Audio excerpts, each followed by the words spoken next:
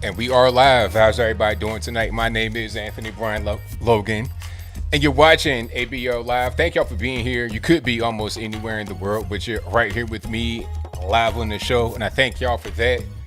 If you enjoy the content, if you enjoy what you're hearing in general, please hit that like button. And if you're not subscribed yet, I don't know what you're waiting on, but go ahead and subscribe right now as well.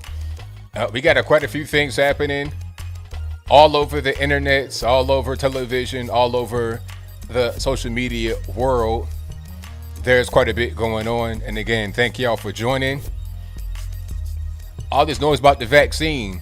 You got, black women getting it first in the US. They're trying to market it, trying to say, hey, black folks, don't worry about all these test trials being part of that may have injured you recently, like in the 90s and the 2000s, or the Tuskegee disaster that went on back in the 30s to the 1970s. Don't worry about that. Take the vaccine. Yeah, we just rolled it out yesterday. Yeah, you're going to be basically a beta tester. Nobody don't know what the long-term effects are. Nobody didn't do any animal trials. You're going to be the animal trial.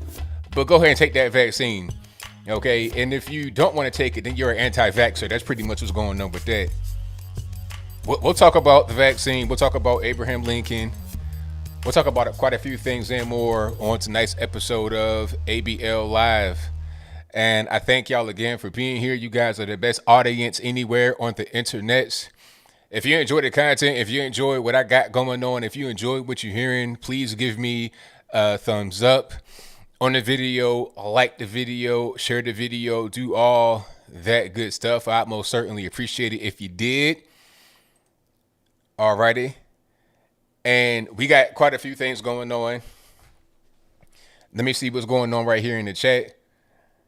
That's a good question. Bad Protocol says, is China vaccinating? Very good question. Very, very good question. Okay. Because that's where the epicenter of the virus was, right? Are they rushing the vaccine out to the people? Are they making them take it? Are they saying, no, you got to take it or you're anti-vaxxer? That's a very good question. I've not heard about them doing any kind of vaccinations, and I'm sure that they'll be right out in front. They don't care too much. They don't care a lot about their people. They'll do pretty much anything.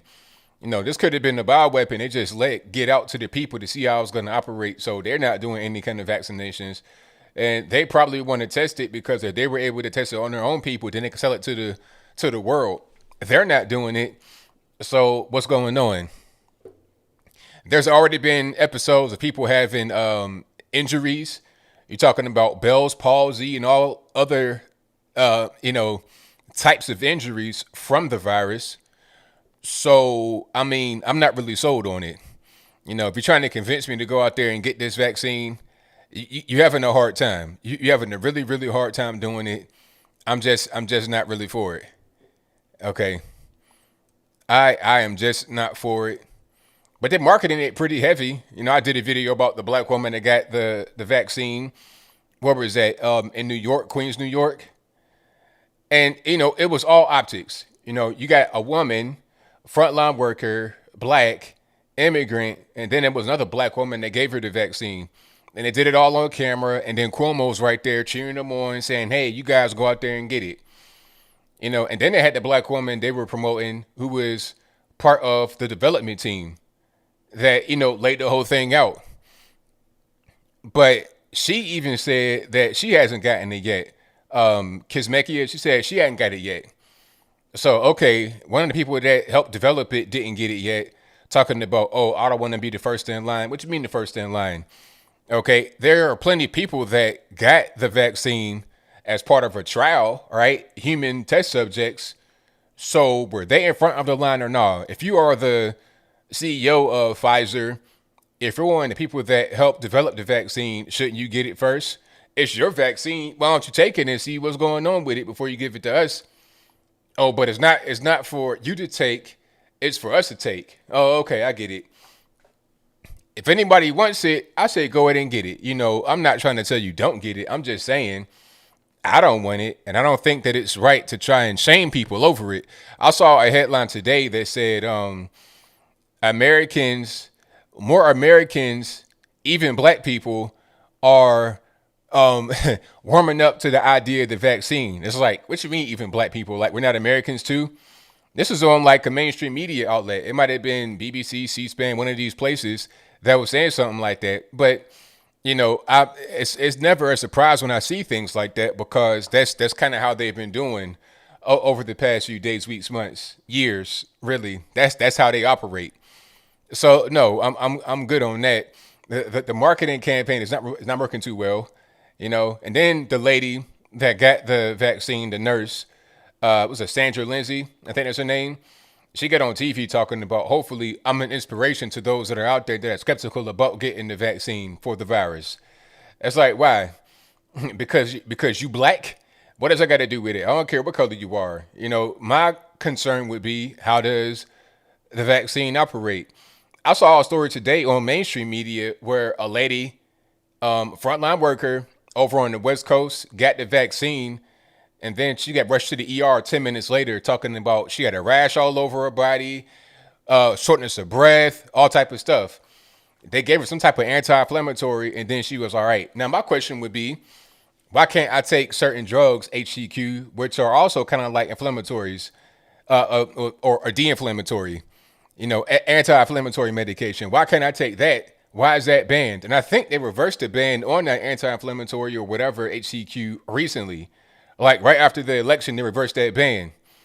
Just like how Twitter, if you're on Twitter at all and you do a lot of retweeting and just general perusing, you may have noticed that they changed the retweet function to where you had to push the button a few different times in order to just do a regular retweet. But they changed that back to normal now that the election is done. So if you had a story that was really important that could potentially go viral, they were reducing the ability of the story to go viral because they did not allow you to have the regular retweet function. So it's like things that are abnormal as it relates to how communications are happening, how information is distributed is now back to normal after the election. That's called election interference in my humble opinion, but hey, it is what it is. All right. But I thank y'all again for being here. You guys are the best audience anywhere on the internets. Yeah, but the whole thing with the vaccine, no, I'm straight. It's too early. It's way too early. You're talking about what they have like I said, no animal. The virus really first popped in the U.S. like in March of this year, 2020. It probably was around in the U.S. back in November or December of 2019, but it really first popped as far as any kind of action from the government like in March. So it's not even the full 12 months, and you got a whole vaccine ready to distribute. I'm just not buying it, not at all. And then they say, you know what? No, no, no. They don't talk about the long term effects. That's what I wanted to say. They don't talk about long term. They say it's safe, but they don't tell you about the long term effects because they don't know what long term effects are because we've not had long term to be able to study it. And long term effects sometimes don't come about until way later, 20, 30 years later, or later in life. You never know what it's going to do to you. They're talking about long term effects of even having the virus now. Because after they've been able to observe people that have it, and then they see, it could be fatigue or other things that they get as a result of the virus that lasts for a long time beyond it. How your lungs change, all that kind of stuff. All of that is part of long-term effects. So with the vaccine, how do you know what the long-term effects of that are going to be? You don't know. You've not had an ability, a chance to study it yet. All right. Now, with things like asbestos, that was declared to be safe. Asbestos is a natural mineral you can find right now. It's a natural mineral found in the environment. You can go outside, not just in your backyard, but you can find asbestos in the environment. It's a naturally occurring earth mineral you can find. But when you concentrate it in the way that it was and you put it on, ships and home insulation and coats and other places it was very dangerous. Okay, extremely dangerous to the point where now you see in commercials, oh, if you were exposed to asbestos on a shipyard in 1975, well, you can sue for mesothelioma. So you got mesothelioma lawyers out there, trying to help you get money 20, 30 years later after you already been exposed to asbestos and developed the disease. That's kind of how it goes. You have latent effects. There was a drug back in the day that helped with morning sickness of pregnant women. And then that drug, I forget what it's called, but you guys are smart. You guys know what it is. Let me know in the comments. It was a anti-morning sickness drug. And if you took it, a lot of kids that were born after that had missing limbs.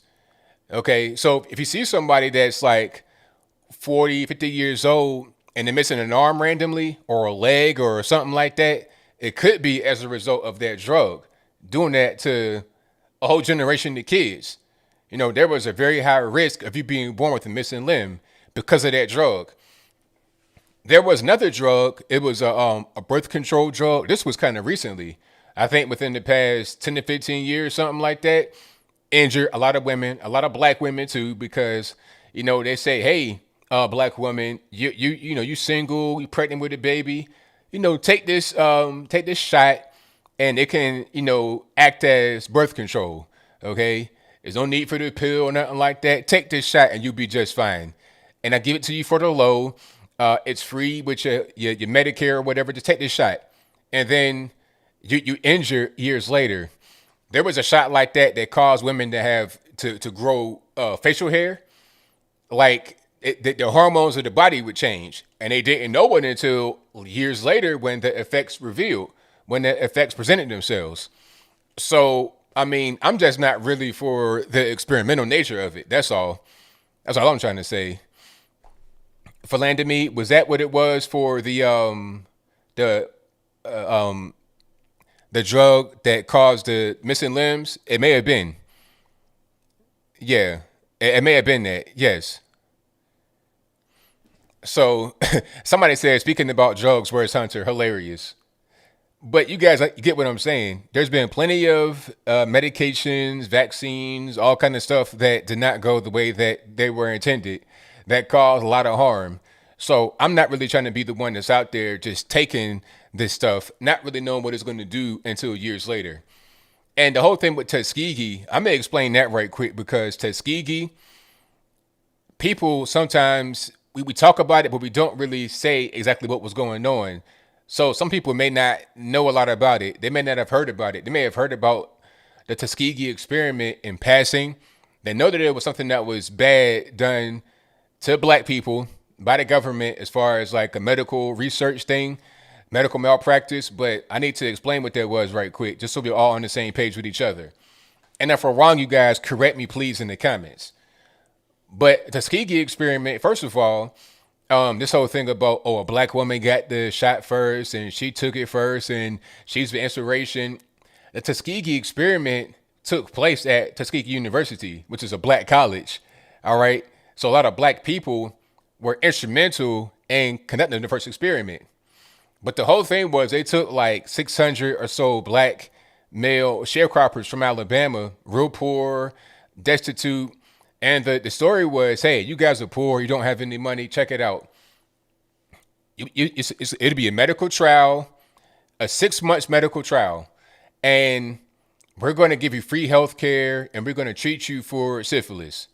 All right. So 6 month medical trial, you get free health care. You be good to go.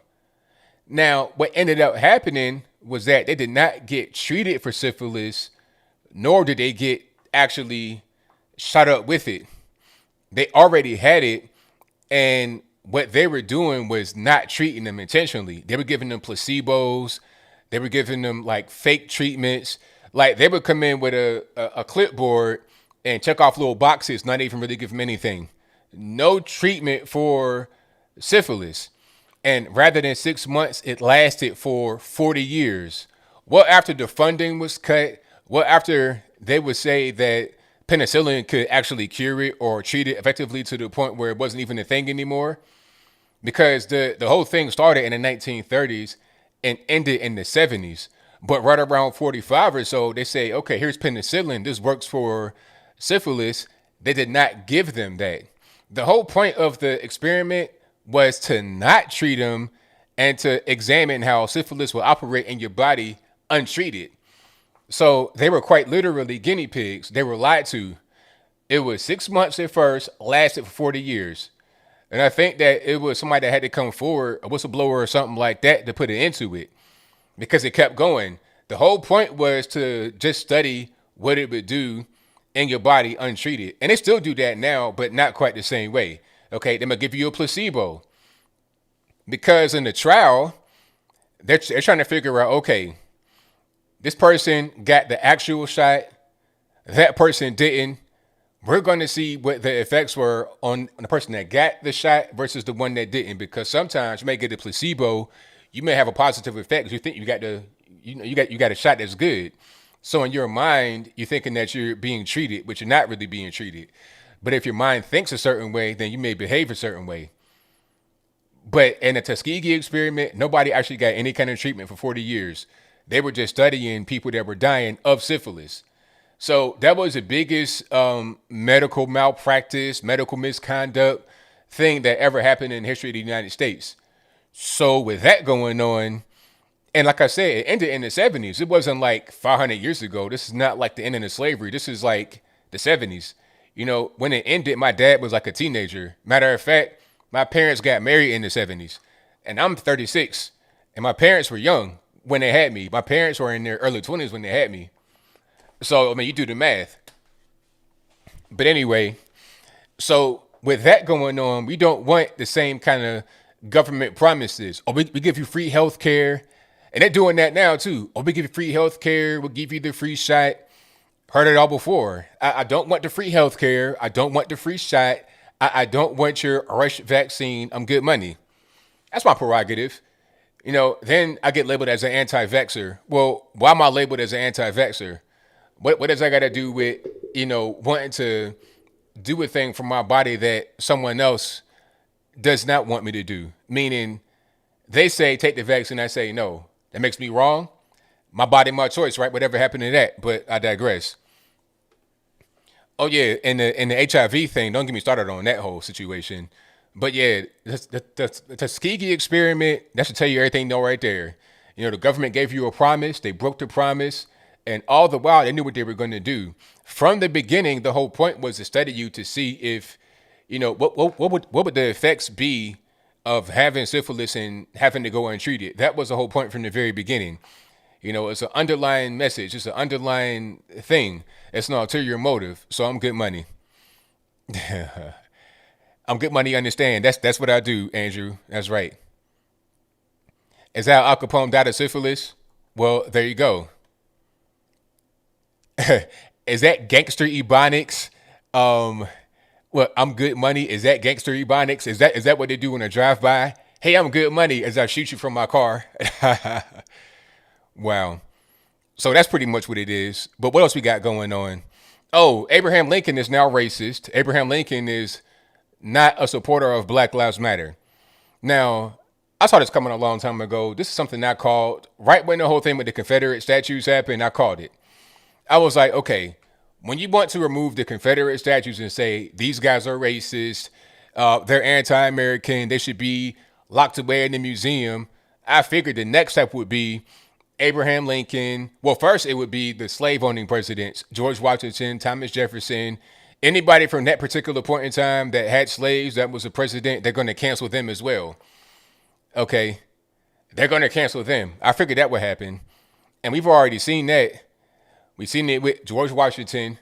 You go to his university in D.C., named after him. They took his likeness off the campus. Okay, this is George Washington University. You're taking George Washington away from the university in Washington, D.C., but I called it.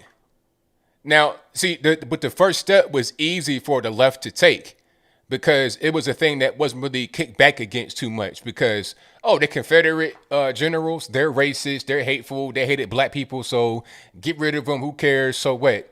There wasn't a real big kickback to keep the Confederate statues around. I said keep them around because I knew what the end result was going to be. I saw it coming.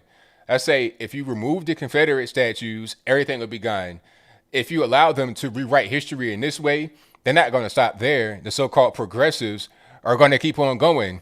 They're always going to rewrite history. First it's the Confederates, then it's slave owning presidents, then it's just white presidents, then it's everybody. Till there's nobody left, and then they can put up whoever they want to put up. Somebody said it the best. They said that they're going to change Lincoln, Nebraska to Floyd, Nebraska, as in George Floyd. I mean, I wouldn't be surprised. You know, they already had George Floyd as like a Time Person of the Year nominee, George Floyd. And it was crazy. They had George Floyd's picture on a potential cover of Time magazine as Person of the Year. And then it said like racial justice. You know, they're using the guys like a mascot. I'll talk about mascots a little bit later. They use him as a mascot for racial justice. Okay, a guy that was high on drugs that died, unfortunately. What's a guy do with anything racial? They're making it into that, but I'll move on. So Abraham Lincoln is racist, right? Okay. And they said that he showed that he did not believe Black Lives Matter. We're talking about Abraham Lincoln. I mean, we all know what Abraham Lincoln's claim to fame is. Aside from being one of the best presidents ever in the history of the United States, his crown achievement, in my humble opinion, was freeing the slaves. He literally freed the slaves, black people. So how can you say that you think that he thinks black lives don't matter when he freed the slaves? Like, he freed them. Now, the argument against him caring about the slaves, or the argument for him being racist would be, well, he didn't care about the slaves. He only did that because he wanted to keep the Union together during the war. And it doesn't even matter. He could have hated black people. He could have said, I hate black people, out of his own mouth. But if he frees the slaves, guess what? Actions speak louder than words. So, I mean, what he did overshadows anything that you say that he said. It doesn't even matter. He freed the slaves. But to these leftist nut jobs, the same ones that said, let's destroy all the Confederate statues, let's dig up Nathan Bedford Forrest out of his grave and remove him from a public square, they tried to do that. Okay, did it work or not? I'm not really sure. Did they dig him up? You guys know if that happened or not. Let me know in the comments. But it was the same people that said that. Now they're saying Abraham Lincoln is racist. And then they were talking about the Homestead Act and also his part in the Trail of Tears. Because although the Trail of Tears did not get started by him, they were saying that he was president when some natives got resettled. I'm not sure if that's true or false. But as far as the Homestead Act, the whole point behind that was to expand the United States beyond Mississippi River. They gave you 120 acres. You could apply to get 120 acres, go out there, cultivate it, improve it, basically fortify the land to expand the country beyond just where it was at in the South and some parts of the North, East, the Mississippi River. That was the whole point, to expand it to the West. And they're saying that's racist because blacks didn't really get that. And also natives were out there, so they would fight with natives sometimes, and they were trying to settle some of these lands. So for that, he's racist, and you got to take him away from the high school. You got to rename the school altogether, okay? So it went from Confederate generals to slave-owning presidents to the president that freed the slaves but wasn't quite woke enough. Now you got people like Woodrow Wilson and others being canceled because they were tied to segregation. Back where I'm from, or part of where I grew up in Portsmouth, Virginia, they're trying to rename 3 schools. Now, if you guys know about Portsmouth or 7 cities at all, you know, Hampton Road, 757, you know, Portsmouth is pretty much a ghetto. The entire city is pretty much a ghetto. People are leaving. There's not much there. It's the worst. It's like the poorest city in the 7 cities. And I grew up part of my life there, right? And it was a ghetto back then, but it's worse now. So they're going to spend $500,000, $500,000 to rename 3 schools, a high school and then 2 elementaries. And I think they're going to rename Woodrow Wilson, James Hurst, and John Tyler. Now, I went to John Tyler when I was a kid, kindergarten and 1st grade. Nobody cared about that name. Nobody knew who John Tyler was. Nobody cared who John Tyler was. You know, all I knew was that this is right in my neighborhood in Waterview, and my friends are there, and I can eat snacks at lunchtime, and that's pretty much it. Did I care about anything else beyond that? No, I didn't. Why should I care? Nobody cared about that. My mom, my dad didn't care. Teachers didn't care. Nobody cares. But now you got to spend 500 grand in the ghetto, all right? Violent ghetto.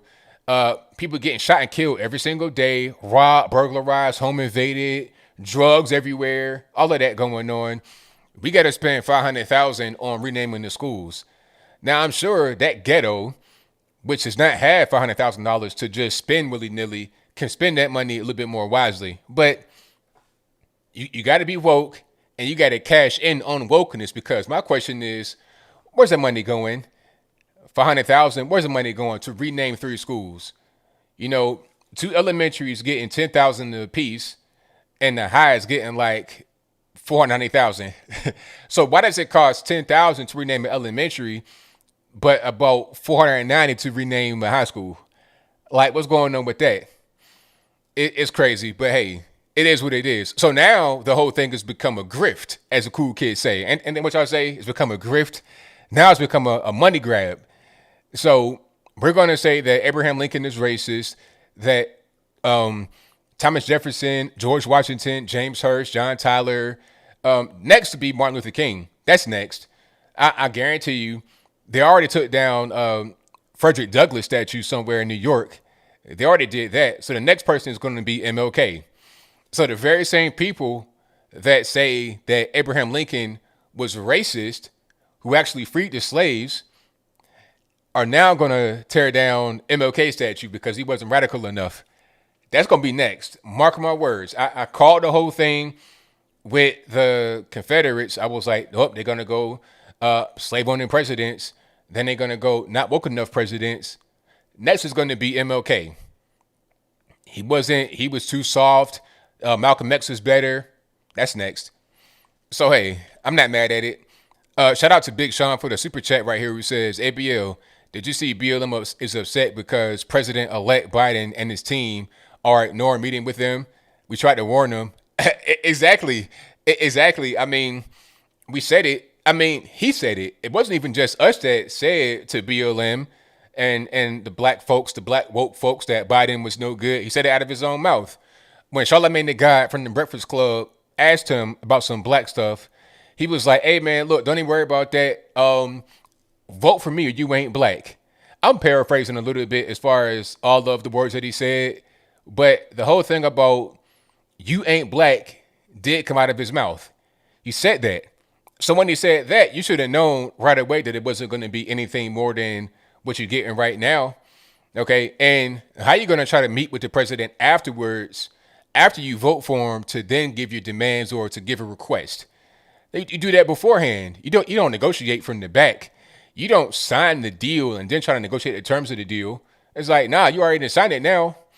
Why should I do anything? The deal's already signed. You went out there, you voted, you said I should be the president. Okay. Now that you might have it, what you want? I owe you nothing, because check it out. If you're Joe Biden, don't do anything. There's no reason to do anything. There's no pressure on you from the black community to do anything. You can just pretty much coast. All you got to do is say Trump's racist, orange man bad, and you got it. That's it. That's all you got to do. No promises, no solutions, no nothing.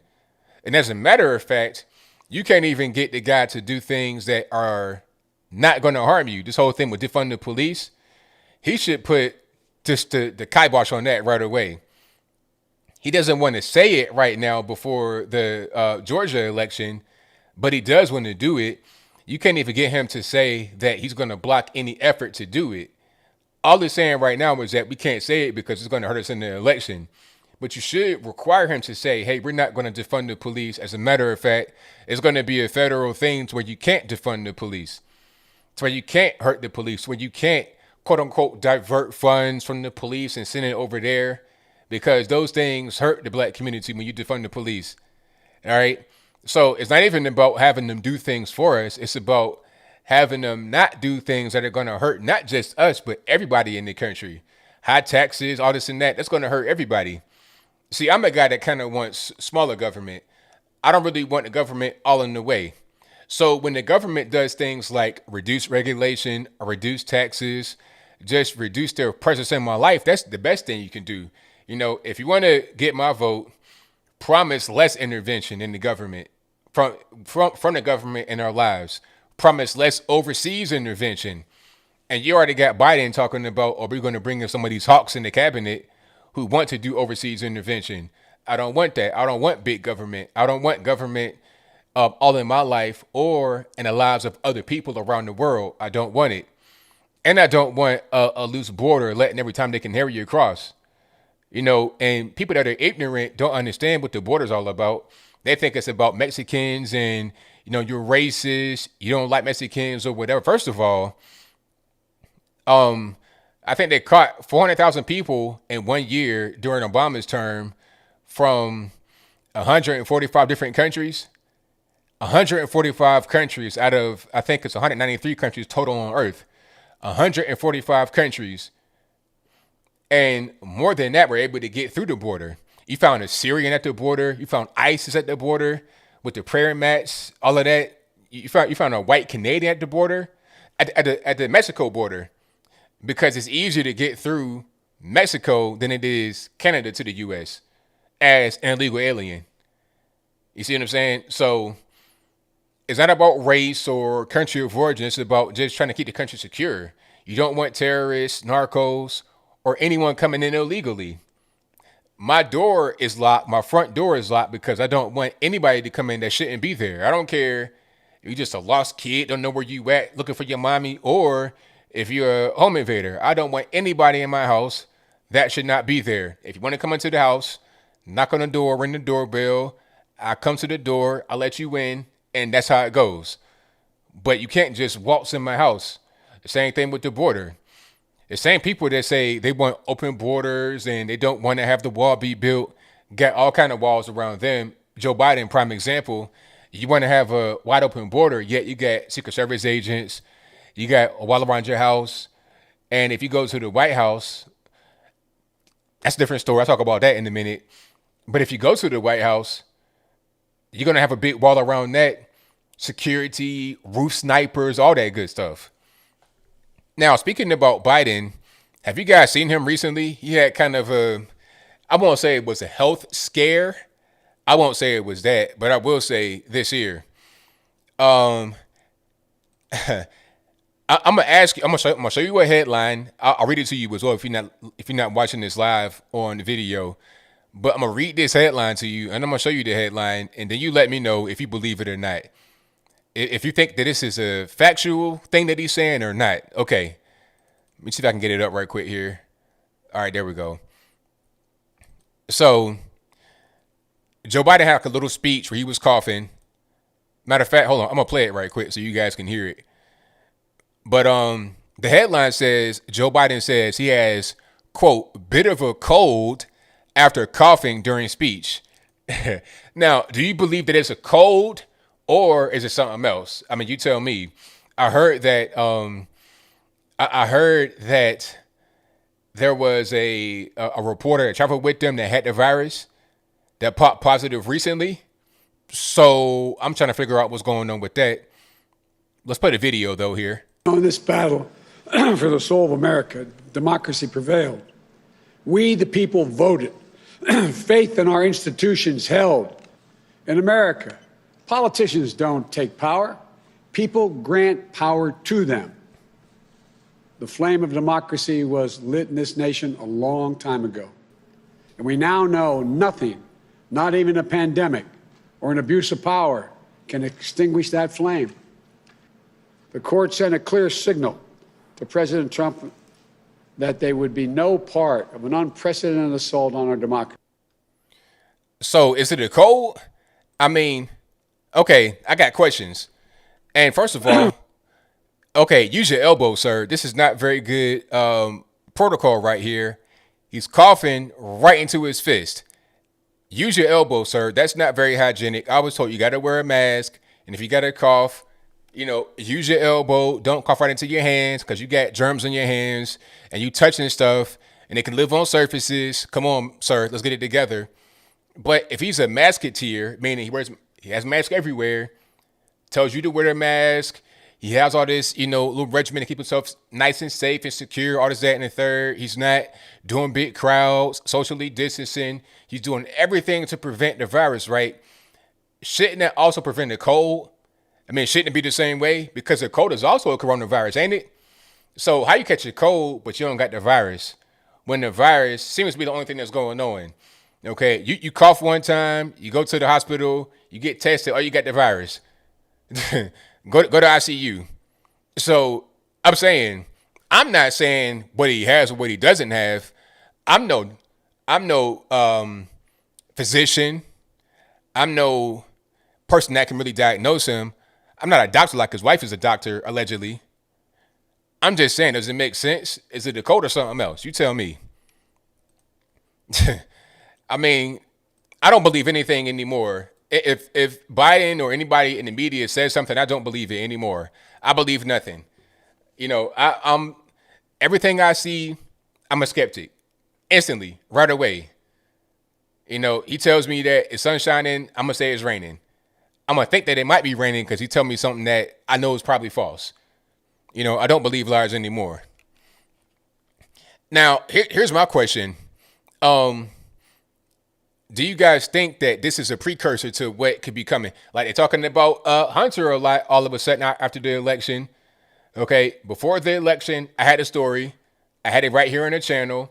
I told you guys in a few videos about Hunter Biden in the laptop in China and Ukraine and Moldova and Romania, etc. I told you guys about that. They try to block me on Twitter. They try to block me on Facebook. All this and that. But we had the story. Now the story's confirmed about Hunter and a laptop. That's confirmed. Eric Swalwell, same thing. Chinese spy. Are the walls kind of closing in on Joe? Is the plan to make Joe look like he's, something's wrong with him? He might have the virus.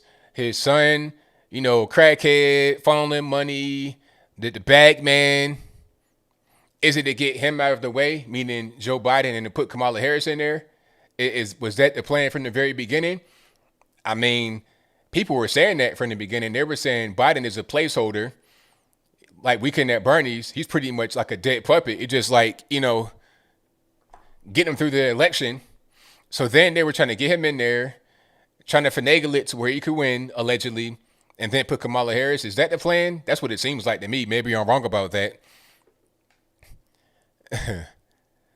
Yeah, but yeah, shout out to Doctor, PhD, medical physician, pastor, reverend, whatever title she wants, Jill Biden.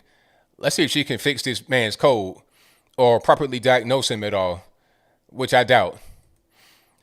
Okay, now what's she a doctor of? Education? I mean, come on. It's so silly. All these honorifics for no reason. All right, but thank y'all for being here yet again. If you like what you're hearing so far, give me a thumbs up on the video, share the video, do all that good stuff. I'd appreciate you guys for doing that. Oh, Lizzo. Let's talk about Lizzo right quick. I did a video about Lizzo earlier this year, and I did a video today. I'll put it out tomorrow, though. I kind of recorded it a little bit late. I had no time to put it out today. I'll put it out tomorrow. But my video about Lizzo you see tomorrow, basically, they're reverse fat shaming Lizzo. Now, you guys, if you don't know who Lizzo is, if you don't know what I'm talking about, I'll put it on the screen right quick. And she is a recording artist. She had this song called Truth Hurts. I think that was pretty much her only song. One hit wonder, I don't know. And the only reason why I know about that song is because I was in Virginia last year and I had a rental car. And I'm riding around, listening to the radio, and every 2 minutes on the radio, they play that song, Truth Hurts. That's the only reason why I know what the song is. But here's Lizzo right there on the screen. In the center, this looks like repurposed patio furniture that she's wearing as a one-piece bodysuit. You understand? So, she's a big woman, real big. I'm thinking at least about 300 pounds. I see Reggie White right here in the off season. You understand? Like when she's not working out and getting in football shape, football weight, this is off season. I'm eating chicken wings and hamburgers. I ain't doing no 2-a-days, no cardio. I'm just on the couch chilling. You understand? She's 5'11" and big like that. I'm 6'3", weigh 215. And you see that I don't look like that. So she's not that much shorter than I am. She's got to be closer to about 300 pounds. You put her right there on the line. She could open the lane up for half a decent running back. If you put the second string guy back there, he might get about 5 yards. He might get about 5 yards off the line. But anyway, she's a big woman, and I think the reason, or a big part of the reason why she's very popular, is because she's overweight. Okay, and if you're getting triggered about fat jokes, don't get triggered. I used to be fat too, so I can do it. And I'm black, so it's not racist. But anyway, that's a big part of the reason why she's popular, because she's fat. And companies are using her as a mascot. And she even said it. Lizzo even said it. She was saying that the whole body positive thing is becoming commercialized. Of course. And she's a commercial, whether she knows it or not. They're using her in ads to push products. They're putting her on pretty much everything, because it's a few things going on. They can say that they're not racist. They got a black woman.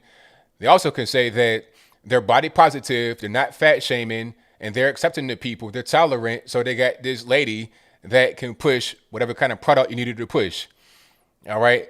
Now, they won't get her to push no exercise bikes or Weight Watchers. They should, but they're not doing that. But I digress. Anyway, she decided to go on a diet.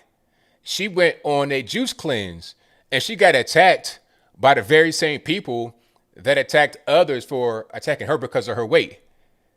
All right. Now, she put out a statement about this, and she said basically, hey, during this whole thing with the virus, I've been at home eating a lot of foods that I probably shouldn't have been eating real spicy foods, and my stomach ain't really right. So I'm trying to just look out for myself and be more healthy and feel better. So I went on a juice cleanse, on a juice smoothie cleanse, right?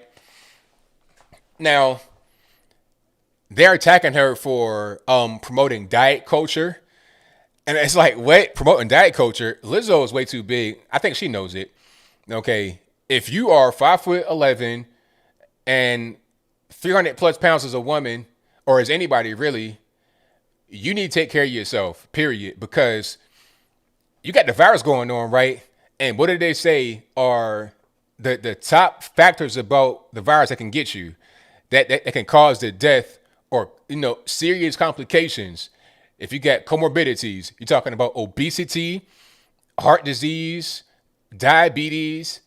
The very things she might be dealing with right now is what can cause you to have issues with the virus. So she doesn't really want that. Anytime I see somebody young that dies from the virus, they're almost always obese.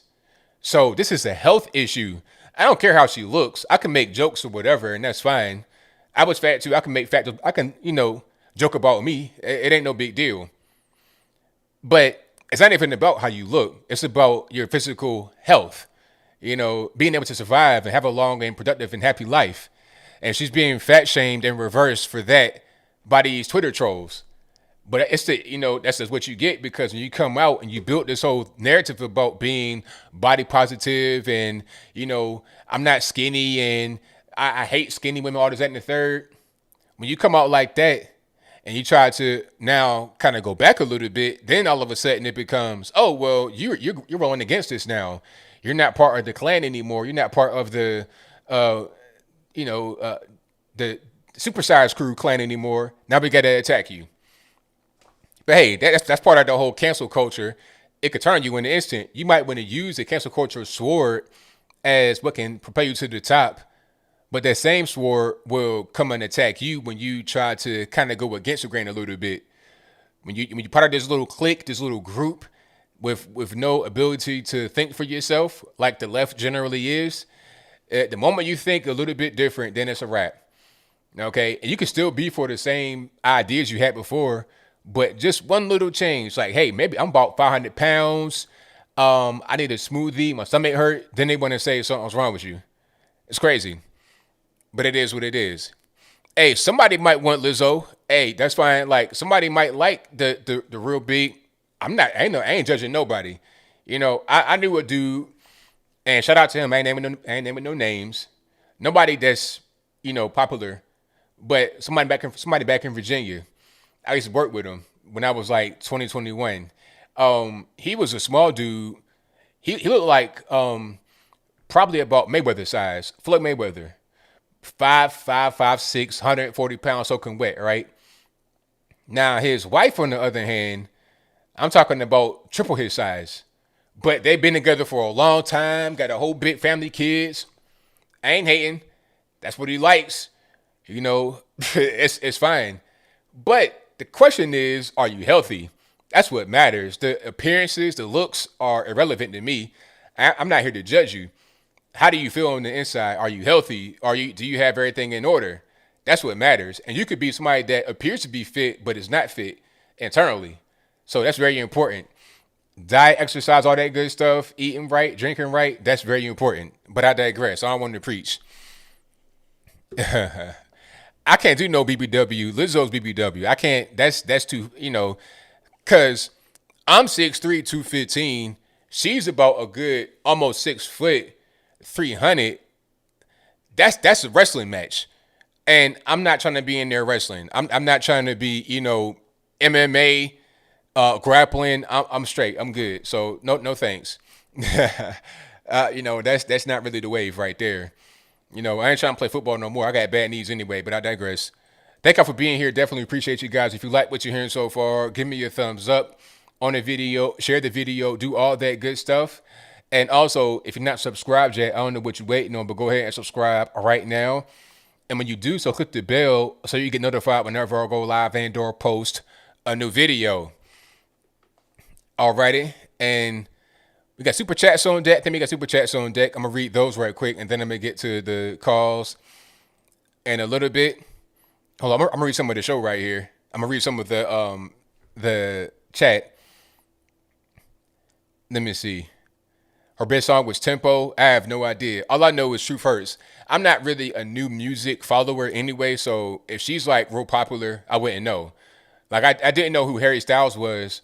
Remember the whole thing with Candace Owens, and she was saying how let's bring back masculine men, which is a real thing. We got to bring back masculine men.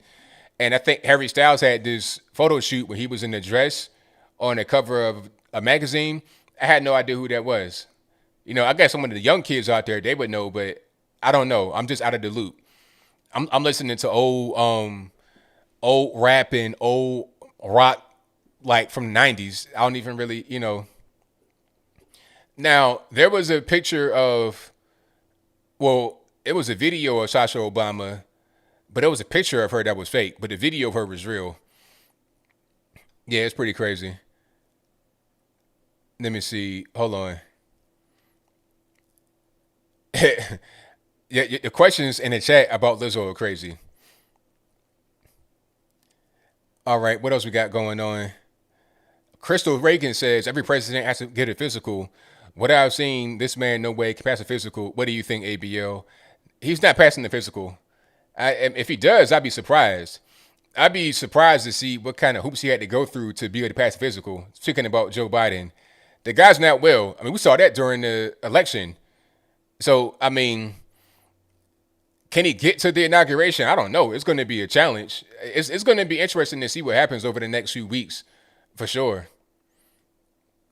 Oh, hey, the smoothies are going to be rocking. Like, she put out the whole thing about smoothies, and it's going to be a big thing coming out. They're going to say, okay, I weigh about 800 pounds right now. I'm 600-pound life. I'm a guest star on the show. I can't even get out my front door, so I'm going to drink this smoothie, and it might go away. If anybody wants to lose weight, I lost weight before. I lost about 80 to 100 pounds before. If you want to lose weight, your diet is number one thing. If you're eating 3 meals a day, full of carbohydrates, bad food, 3 times a day, you're eating way too much food. Unless you are a construction worker or some kind of high intensity job where you move a lot. I'm talking about like lifting heavy weights all day, like you lay bricks for a living, or you dig pipes underground and you getting hot and you sore every day, your back hurts, all this and that. Unless you're doing something like that, 3 meals a day is too much.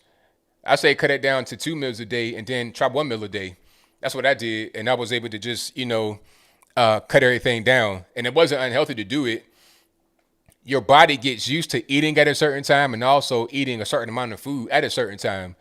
And once you get your body accustomed to not doing that anymore, then you won't need to do it anymore. You know, you may feel hungry at a certain time, but are you hungry? Or is your body just saying, hey, we need to eat right now because we always eat right now? Like, I timed it to where I have lunch right around 1 o'clock. That's my biggest meal of the day. And I eat probably about 1.5 meals a day. And right around lunchtime, my body's like, yo, it's time to eat. And then when I eat my meal, I'm good. I don't need to eat anymore, really, because my body knows that's time to eat. And I'm 215, 6'3". So, I'm not a small guy at all.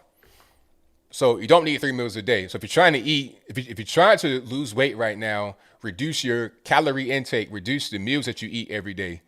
3 meals a day is too much. So that's some friendly advice that I took from myself. And if you're listening, Lizzo, if you're watching this, Lizzo, you can do that too.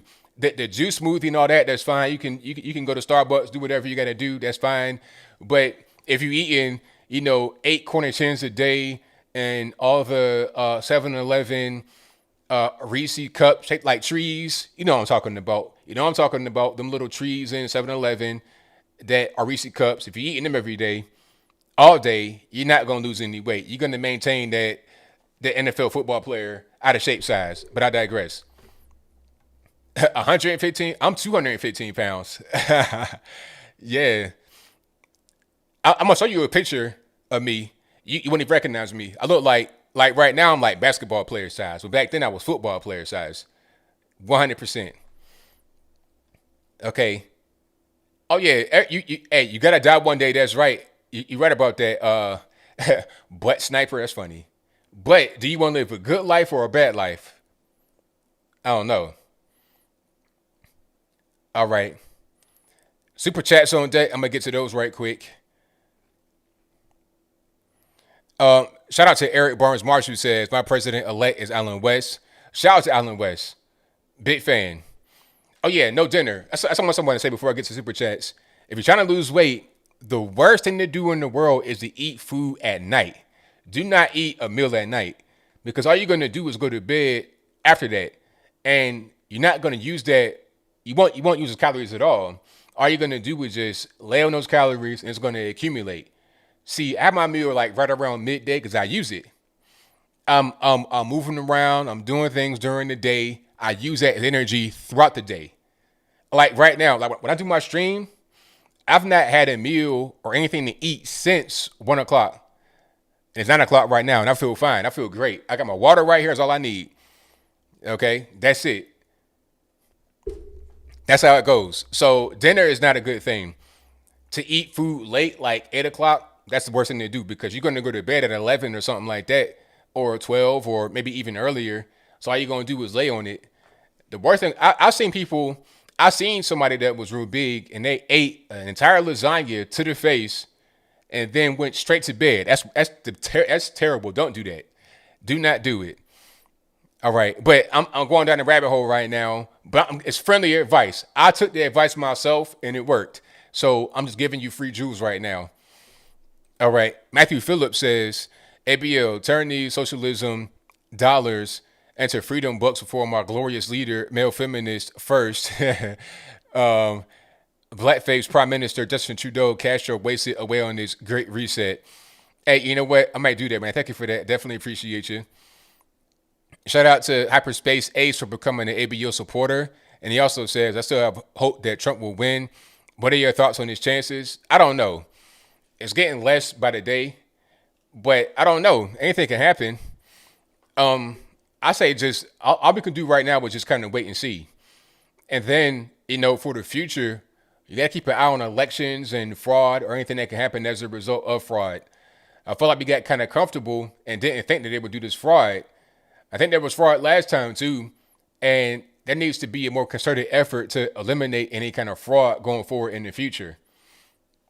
And there's ways we can do it that are all above board and legitimate. And I'll leave it at that. All right, let me see. Matthew Phillips says, referring to your latest video, do you think the black community forgot or know about Tuskegee Experiment? A lot of us know about it. Like there was a poll they put out on MS13 DNC that said that confidence about the vaccine was lowest in the black community. It was, I think it was whites, Hispanics, and blacks. We were the lowest as far as vaccine confidence. So we know about it. We definitely know about it. Some of us don't know, but a lot of people don't know in general.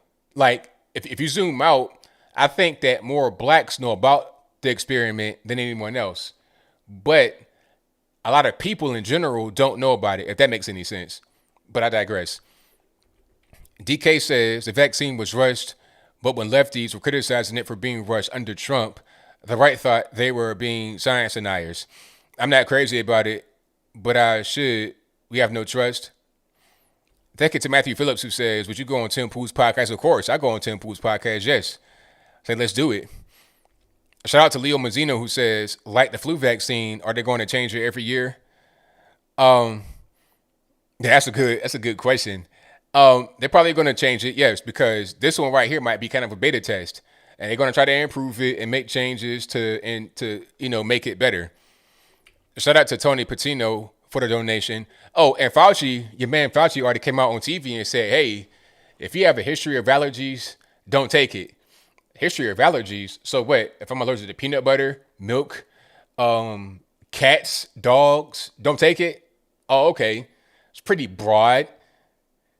I may have an allergy to a thing I might not even know about, because you may not have been exposed to everything you have an allergy to. You got to go to a clinic to diagnose your allergies to see what you are allergic to. So it's like, how do you even know if you have an allergy or not? You might not even know. You take that vaccine, have an adverse reaction, they say, oh, well, you had an allergy before, but how am I going to know that? So how about I just lay off and let somebody else do it, not me? Thank you to Ashley, who says, Mary McLeod Bethune had dealings with Margaret Sanger. Thomas Jefferson helped write French independence docs, keep statues up. Yeah, keep everything up. Everything. I don't care if it's good, bad, ugly, indifferent, whatever it is, keep everything up, because we got to have that history be there. History is not about being good or bad. It's about history, period. Keep everything up. Thank you to A. Ratport for your Superman emoji donation. Thank you to Wolfgang Dial, who says, since they're contesting electoral votes alongside official electoral votes, the president-elect is disputed until January 6th. Thank you to Big Sean, who says, ABL, did you see that BLM is upset? Oh, I read that one already. Thank you to Your Mother Was a Hamster, funny name, who says, come on, man, BLM are just a bunch of dog-faced pony soldiers who fell for the malarkey. Stupidity should be painful. Stupidity should be painful. Let me see. Shout out to Dylan Z, who says, the only time mainstream media said obesity was a comorbidity was when Trump had the virus. Oh, yeah, I forgot about that. Oh, they really push it then. Trump, who is morbidly obese, and then they let, what's the name say that? They let, what's that? Pelosi said that on TV.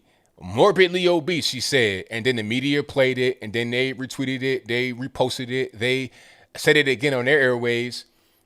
But then when it comes to anyone else, oh no, this is body positive, and this is a good thing, all this, that, and the third. It's crazy. They put it in their marketing campaigns as being the okay thing and, fine to aspire to be like. But then when Trump had the virus, it goes away. You see, the left, they show you their true colors when they want you to see them. Normally, they don't show it, but when they want you to see it, they show their true colors.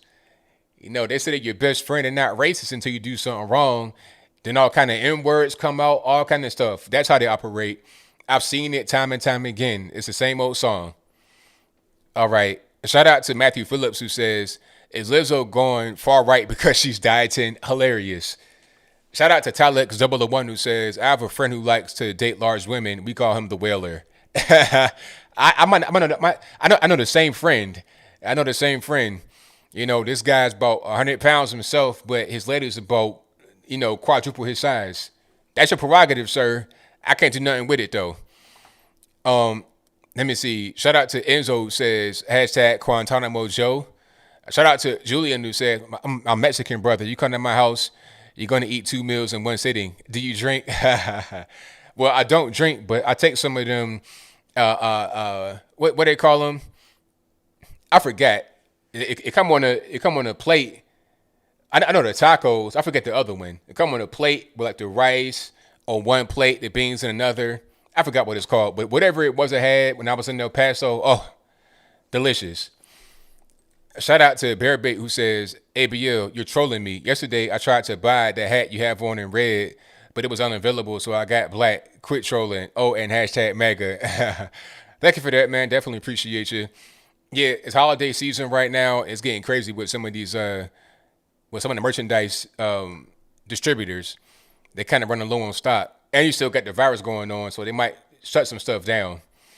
Thank you to Louis from Spain who says, Lizzo doctor was like, you know, Lizzo, we must try to make big rocks and the little rocks. Sorry, I mean big hamburgers and the little ones. Hilarious.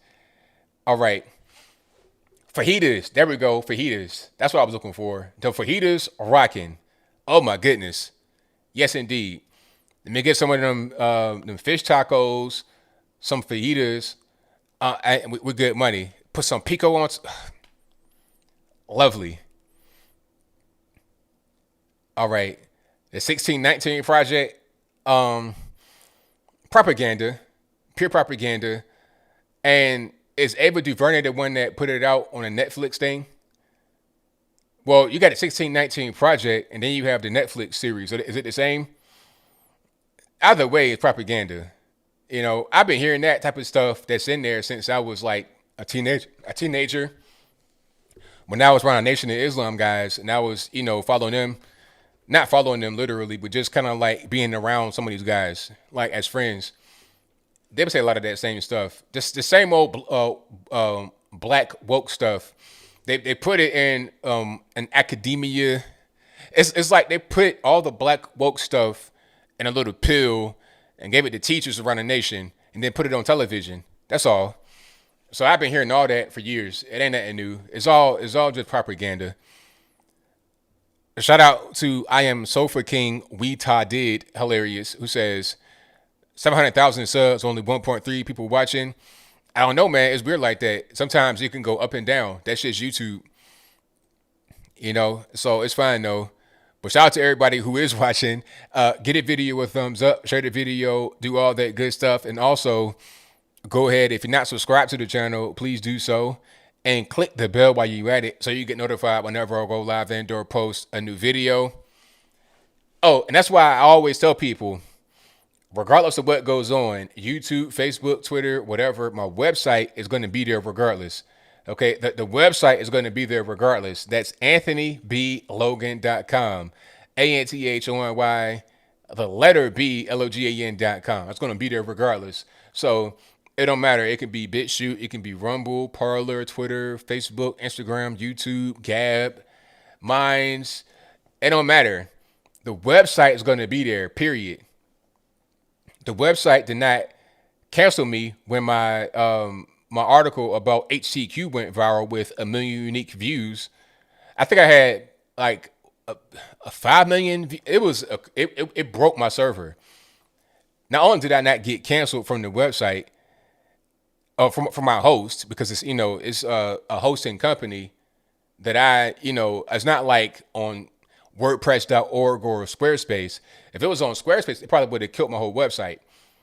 Oh, if you want to start a website, anybody out there listening, if you want to start a website, do not use Squarespace or any kind of third-party app like that that's hosted on that app. You understand? So Squarespace, that's where the America's frontline doctors were at first. You know, I did an article about them and went viral about the drugs, and that's where Stella Emanuel and Dr. Gold, that's where they represent America's frontline doctors. They had a website on Squarespace, and it got deleted from Squarespace because it's a third party. You know, they control the hosting and all the management of the website.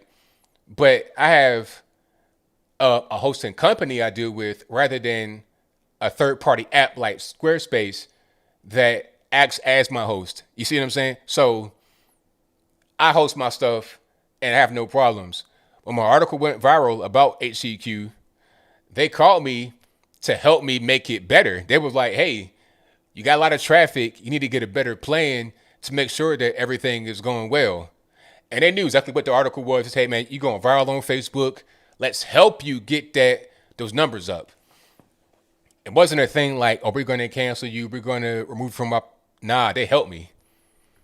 So do not use Squarespace or anything like that. If you're going to use WordPress, don't use WordPress.org. Use the WordPress system on a self-host. That's how you should do it. Yeah, Squarespace trash. Do not use Squarespace. But let me get to the calls. You guys know the drill. The number to call is 434-658-1220. Again, 434-658-1220. There's an email for Skype. You can be right here in the bottom left-hand corner of the screen and talk to me about whatever's going on. Also, this particular show and all my live streams will be available on your favorite audio streaming platform, whether that be Apple iTunes, Google Play, Spotify, Anchor, Stitcher, etc. A link for that will be in the description box. It'll take you to Anchor, but from Anchor, you're able to go wherever you are. You can also search for my particular podcast in your favorite audio streaming platform. Just search ABL Live. I should come right on up. All right. So let's get to it right here. Let's try to start Skype, see if it wants to act properly. Let me see. Okay. Hold on here. Yeah, you could build a website, but you got to host it somewhere too. You got to have a place where it's actually at. And you could build your own server, but that's a whole different ball of wax right there. I may do a server too. I could do that. All right.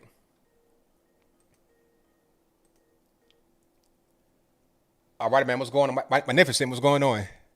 What's going on, man? Long time no talk, man. It's been like what, 6 months? Yeah, man. It's been a while. How's everything going with you, man? I see you over there with Right Side Broadcasting. Yes, sir. Doing my thing, loving it, man. Having a great time. Got to travel the country. Went all over for President Trump's rallies, and then I just got done with the March for Trump bus tour. We just wrapped up in D.C. over the weekend. Oh wow, man. That sounds like a lot of fun. A lot of fun. Yeah, a lot of fun, man. I hope it doesn't come to an end, man. That's what I'm calling in because obviously we're dealing with some stuff with this election. I just want to get your thoughts on it because I haven't seen you really talk much about it lately. I know it's just kind of like a waiting game, right? Next thing is we're waiting on January 6th, and then something else could happen after that. Just do you think this is over? Just what's going on? I mean, I don't really know. It can go either way, really. I mean, it could be over. It might not be over. I have no way of really knowing. And like you said, it's a waiting game. There's no more to say about it right now because there's no new updates. It's like, all right, all we can do is just sit here and wait and see what happens. I think, like you said, I think in January there's like a milestone day, and then of course after that day, like in early January, you have the inauguration. So aside from that, I'm not really sure what else to look forward to or what else I can report on. Yeah, that's true. That's true. I think people are just trying to stay hopeful and, optimistic because it's a little bit demoralizing when you see people like Mitch McConnell, William Barr not really doing anything about it. Even Lindsey Graham, I saw the video of him like fist bumping Kamala Harris. It doesn't have a good feeling to it. You know what I mean? Where people are supposedly in Trump's corner. We know they're not because they're rhinos. But it's crazy to see people, even like Fox News, the Ben Shapiro's of the world, they seem like they already just moved on. They're already focused on Biden and who he's putting in his cabinet, that kind of stuff. Yeah, because that's how it seems, really, because they probably don't see any avenue going forward. And it's a slim chance, really. I'm not sure what the percentage is, but it's a slim chance. And as the days go on, it gets slimmer because you had the whole Supreme Court action. Then that didn't really go through. So it was like, what's next? Now, I will say this, regardless of what goes on, it'll still be plenty of court action as relates to the election and any kind of thing with election security and whatnot. That's still going to be an issue. So this is going far beyond Biden, far beyond Trump. You're talking about any future elections, 2022 midterms, 2024 presidential. So this is going to be a long fight. Yeah, and I was gonna get your opinion on this. Where do you see this going? Like, if it doesn't work out for Trump, where do we go from here as a conservative movement? Because I know you see kind of like the infighting going on. You got one side that's saying don't support Kelly Loeffler and David Perdue because they're rhinos. They're not fighting for Trump. They're not going to do anything in D.C. And then the other side is like, you need to vote for them anyway, even though they're not America first, because we got to hold the Senate. And then we got to think about 2024. Who's going to run in 2024? Maybe Trump, maybe, I don't know.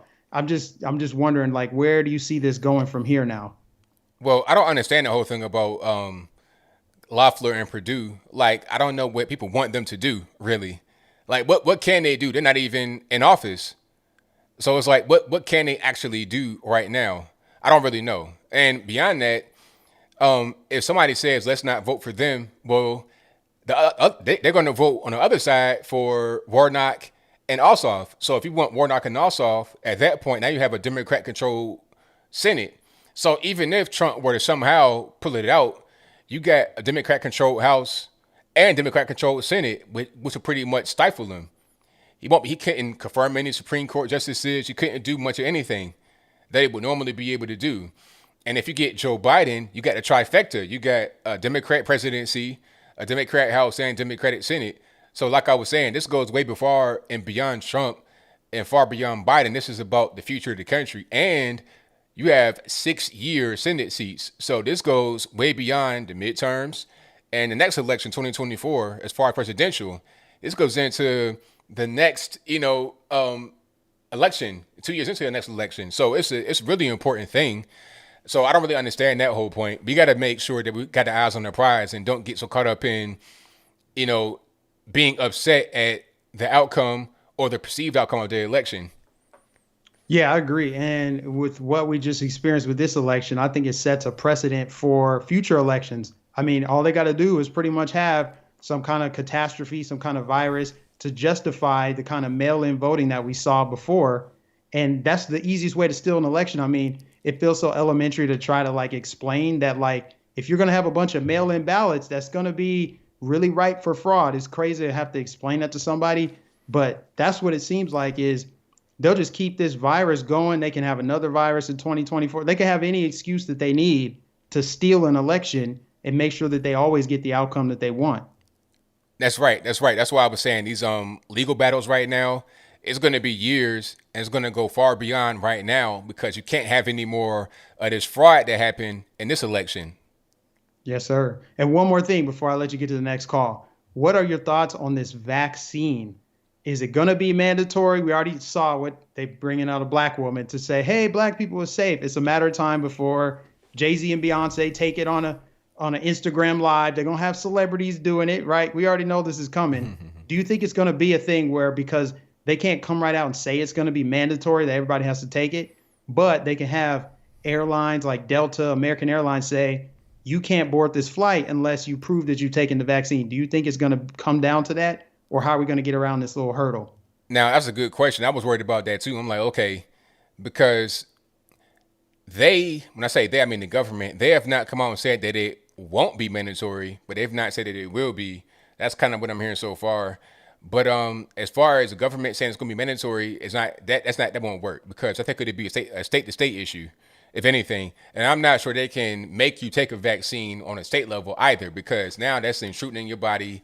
That might not be a real thing you can actually do. But as far as any private business, that's a different story. But see, I think they're going to have a lot of kickback. It's going to be a PR nightmare to try to do something like that.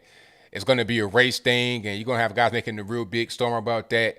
You may have guys on the left that say something about that. So you may have companies like, some airlines and whatnot try to do that. But then, how about this? What if United says you got to have the vaccine, and then Delta's like, nah, you don't got to have a vaccine to ride with us. So United, their flights start to go down, and right now you need all the flight attendants. You need everybody to be on the plane as much as you can because it's kind of like low airport traffic. So if United is losing customers and Delta is gaining them, then it's going to be competition. So I don't really see them being able to do that. And if they do, it's going to be a PR nightmare. Yeah, no, I think so too. It's just it's crazy to think that we've got to this point where they've been pushing this vaccine, it's been rushed through clinical trials and all that stuff. And now they know that people are skeptical of taking it. So how are they going to get people to take it? Since they say there's no way to really go back to normal until a certain percentage of the population is taking it. Well, if you don't have people that want to take it, how are you going to get them to do it unless you incentivize them or create some kind of program or something where they have to take it in order to participate, to do stuff. Like I could see them doing it where your kid can't come back to school Because haven't they done that in the past with, like, I don't know if they did it with the flu or with polio or whatever else, but it seems like they have ways to at least get kids vaccinated. Yeah, I think they might, but that, like I said, it's going to be a battle. That's going to be a big time battle. Yeah, yeah. Well, here's the hoping that 2021 is a little bit different than this year because this was wild. This was wild, man. That's right. Yeah, man. Absolutely. Yeah, before I go, make sure you guys subscribe. Find me on YouTube, Mike Nificent. Also, subscribe to Right Side Broadcasting Network. I'm one of the correspondents on there. And appreciate you letting me come on the channel, man. Big fan. You always let me plug my stuff. God bless you, man. Thank you. Thank you for the call, man. Definitely appreciate you. Yes, sir. All right. Great call from my man, Mike Nificent. So you guys subscribe to him right now. And also, of course, RSBN. If you're not subscribed to RSBN yet, I don't know what you're waiting on. Go ahead and subscribe to them right away. But yeah, I'm good. I'm not taking it. And I think if they try to make that mandatory any kind of way, it's going to be a serious battle. People are not going to want to do that. They have a really hard time. That's going to be, that's not going to be something you just do. You know, this is going to be a lot of resistance going on in general in 2021 in a legal way. It's legal for me to say, you know what? I don't want that needle in my body. I don't want you to stick that needle in my arm. That's legal to say. That's not an illegal thing to do. Let me get to the next call here. 562, you're on the line. Who am I speaking to? Hello? Yes, 562, who am I speaking to? Oh, I'm sorry. This is really special. Is this ABL? Yes, it is. And before you go there, I need to have you turn the speakers down in the background or turn your background noise off. Oh yeah, on your stream. Yes, please. Yeah, sorry. Okay. Is that good? We good money. Yeah. Your past two streams, it was like really, really on spot before. I don't know. Do you want to bring up old stuff? I'm sorry.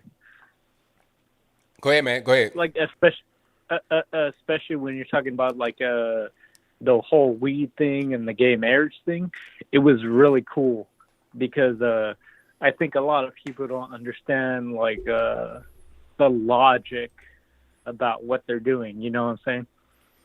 Right. I mean, I try to get down to the core of it, get down to the logic, and I show the eventual path. Not just where you're at right now, but where it's going to lead, because that's the most important thing, in my opinion. Yeah. And I'm not saying it's like a slippery slope thing, but especially the thing about with gay marriage that you were talking about, because their whole logic of bringing it up was pretty wrong, where they basically said, oh, love is love. You know, if they came about it a different way, like maybe that would have been fine, but it's just kind of like, I had a friend, I was in high school when the whole gay marriage thing passed by, and they were just like, oh, well, if love is love, like, what if you love, like a little boy or a doll, or like the same thing with marijuana, like, hey, if we legalize marijuana, like, why does that make it any different from, like heroin or whatever you were saying, like, it's the same thing pretty much. Right, exactly. That's what I'm saying. It's like, it's always going to be the next thing. It's not going to be, okay, we're going to do this, and then we're going to stop. It's like, okay, we're going to do this, then what about this? And that, and then it's an ongoing thing. Yeah, it's pretty much kind of like the slippery slope, but not really. Yeah, I mean, it's already happened. I've called things that have happened because I was talking about gay marriage, and then I'm like, okay, now they got these little kids out here. What about them? And then they had the whole thing about these little kids as drag queens dancing in clubs. Yeah, I'm sorry to interrupt you, but did you see the thing about that show Cuties from Netflix? Yeah, that's prime example right there. Then people were saying, oh, this is a beautiful movie, and I was crying, and all this and that. It's like, wait a minute, well, what is this really? But see, people have been so desensitized, and they've been, their minds have been. They don't care about it. They don't care. They've kind of been conditioned thinking it's okay because they've been softened up first with some of the other degeneracy, and then here comes this. Then it's not really a big deal because you've already kind of gotten halfway there already. Yeah, and it's not weird as fucking. Oh, sorry, I don't mean to curse on the channel, but it's not weird AF anymore. Right. You know? Yeah. Like that's what they're trying to push with the whole leftist idea. Is like, as long as it's like a subjective thing. It's like, as long as somebody is okay with it, we should push this on the whole nation, and it's super weird. That's right. Like, right? And I've been watching your channel for a long time, and you've always been out here like spitting facts and stuff. So it's pretty cool, man. But I wish like most people would watch. Like, I'm not trying to force things on people, but it's pretty crazy. Right. It's pretty crazy the time we're living in right now. That's right, man. Well, thank you for the call. Definitely appreciate you. Can I ask you for one favor, ABL? What's that? I wrote a book on Amazon. It's called Once Every Winter by my name, Michael Avila. Would you be able to shout it out on your channel? Well, there you go, right there. Say it one more time. Once Every Winter by Michael Avila. Like, I'm not asking for a handout or anything, but it's just something that I wrote like 5 years ago. And, you know, I love your channel. You're open to your viewers calling you and having real discussions. Every now and then you do get a crazy caller, though. Yeah, I mean, that's fine. No, I know. I like all callers, man. So, yeah. But thank you for having me on our channel, man. You're like a real one. Like, nobody's really asking questions like you are. Like, I know your viewers are, but like in general, a lot of people aren't questioning what's going on with America. And just thank you, man. Thank you for the call, man. Definitely appreciate you. All right. Thank you. All right. Shout out to the caller. And shout out to my brother, Brandon Tatum, Officer Tatum. Thank you for the super chat, boss. I definitely appreciate you, man. Indeed.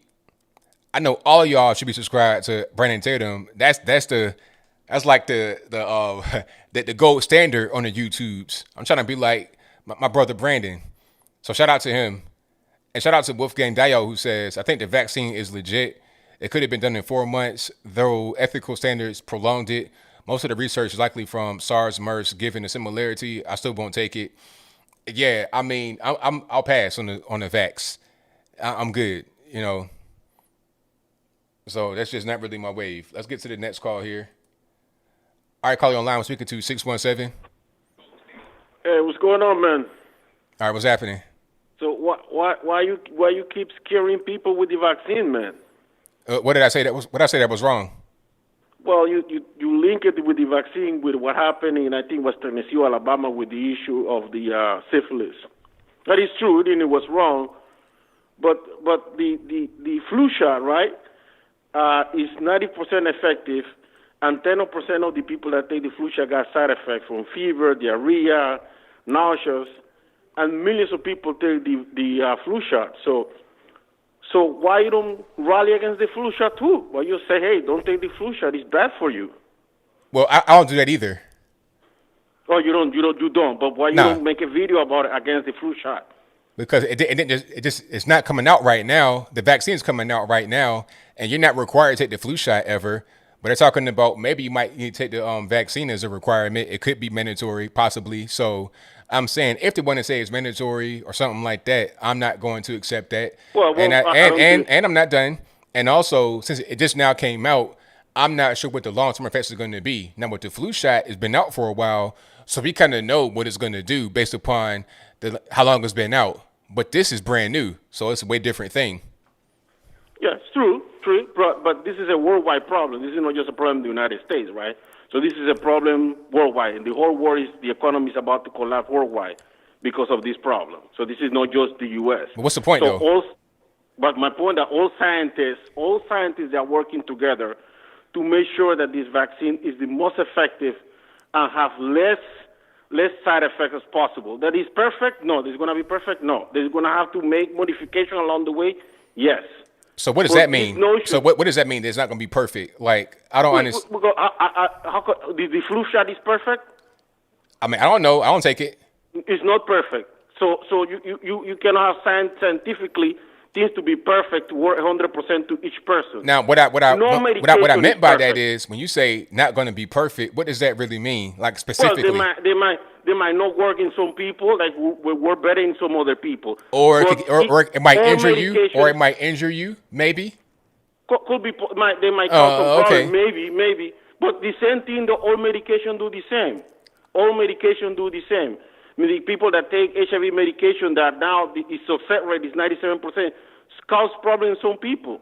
So if you want to say that it's perfect, I don't know which world are you live in. I didn't say that. Maybe Mars. I asked you a question. I didn't perfect. say it had to be perfect. I asked you a question about what does that really mean, not perfect. It's not gonna be. It might harm some people. Okay, But it might harm some people. So to the study if you get harmed, then oh well, right? 200,000 okay. people to the pretrial, or probably more. If you get harmed by a brand new vaccine, then oh well, right? No. But let me explain to you. More than 200,000 people. That was like back 4 or 5 months ago. More people that take the trial, and only less than 1% cause a problem. So I think overall it's acceptable to take this vaccine. Now, if you wanna take it, that's okay. I'm pretty sure it's gonna be mandatory for certain workers, but I don't think it will be mandatory for every single person that lives in the United States. Maybe you wanna travel abroad, they might ask you to require you to take the vaccine, just like the test. Some countries you cannot travel, you don't have to take the test.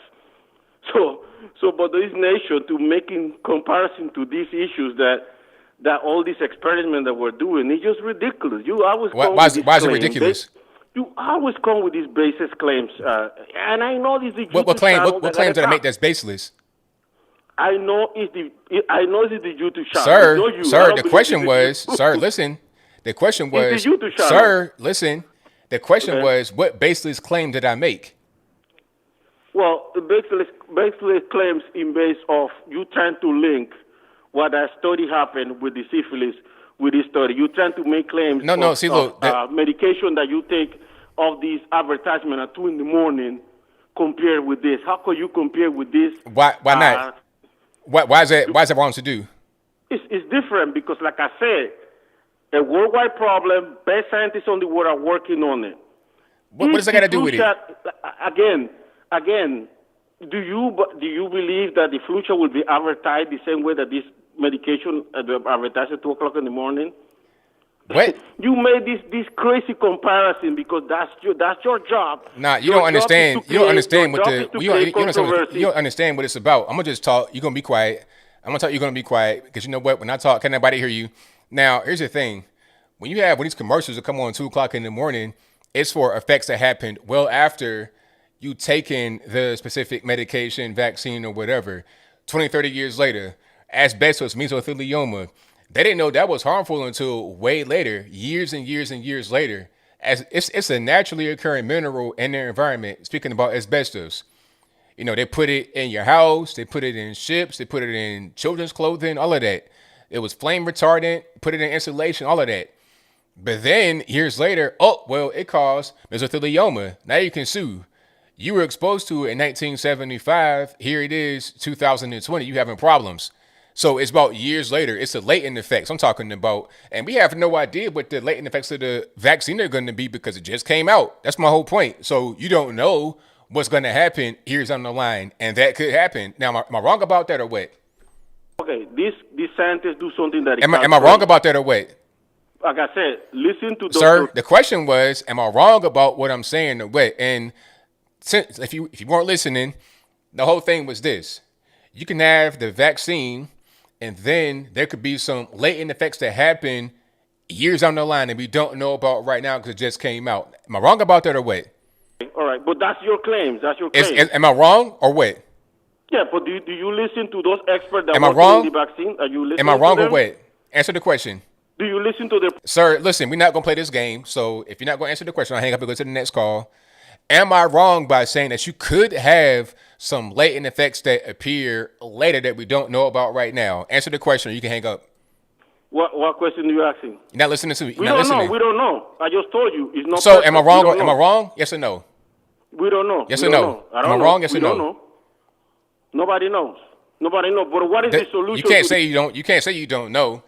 I say that there could be a problem. Yes, there could be. And that's the whole point. You don't know. That's what I'm saying. You don't know if there is or if there isn't. Therefore, you're telling me I'm right. So what's the actual problem? You have no argument to make there. I have an argument. I already told you. If you take You just said you agree. So there's no argument to make. the vaccine for any other type of diseases, it's been getting better after year. So what is your solution to this problem then? Is if not the vaccine? We have drugs that we can take right now that have been tried for a very long time, tried and true. So you're gonna been around since everybody gonna be 1950s. available to get those Been around since the 1950s. Since the 1950s, you could take it over the counter. It's like Tylenol all over the world. It's called HCQ. Okay, you could take that. People have testified that it helps them, that it's been working. It's not a new drug. It's not experimental.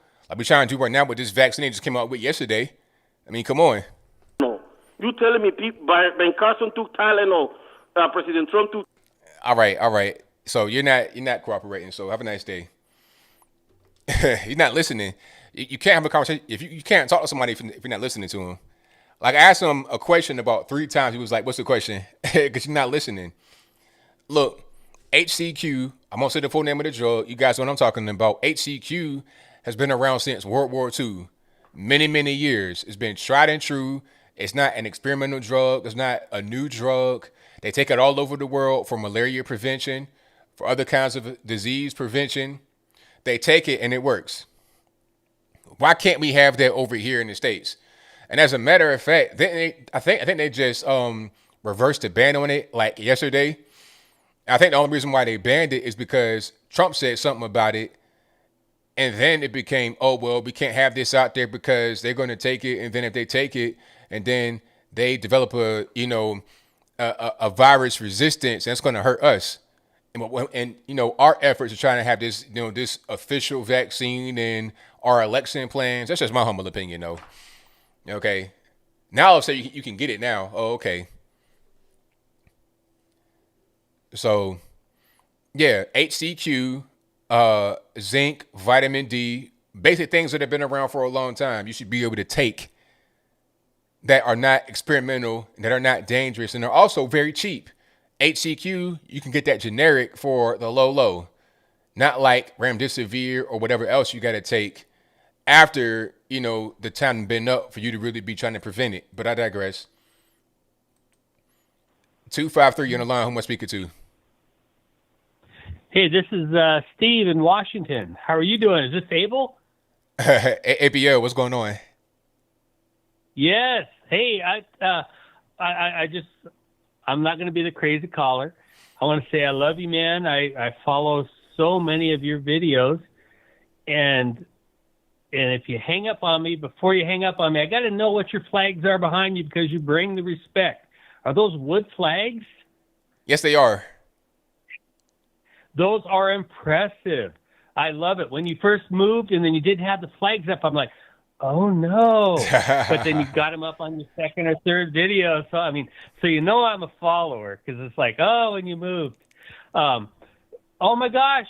I love tonight's episode. I was just dialing. This is the first time I've ever dialed and gone through. And I just want to say I really enjoy you, follow you on everything. And you're such a common sense person. I do respect and love you, man.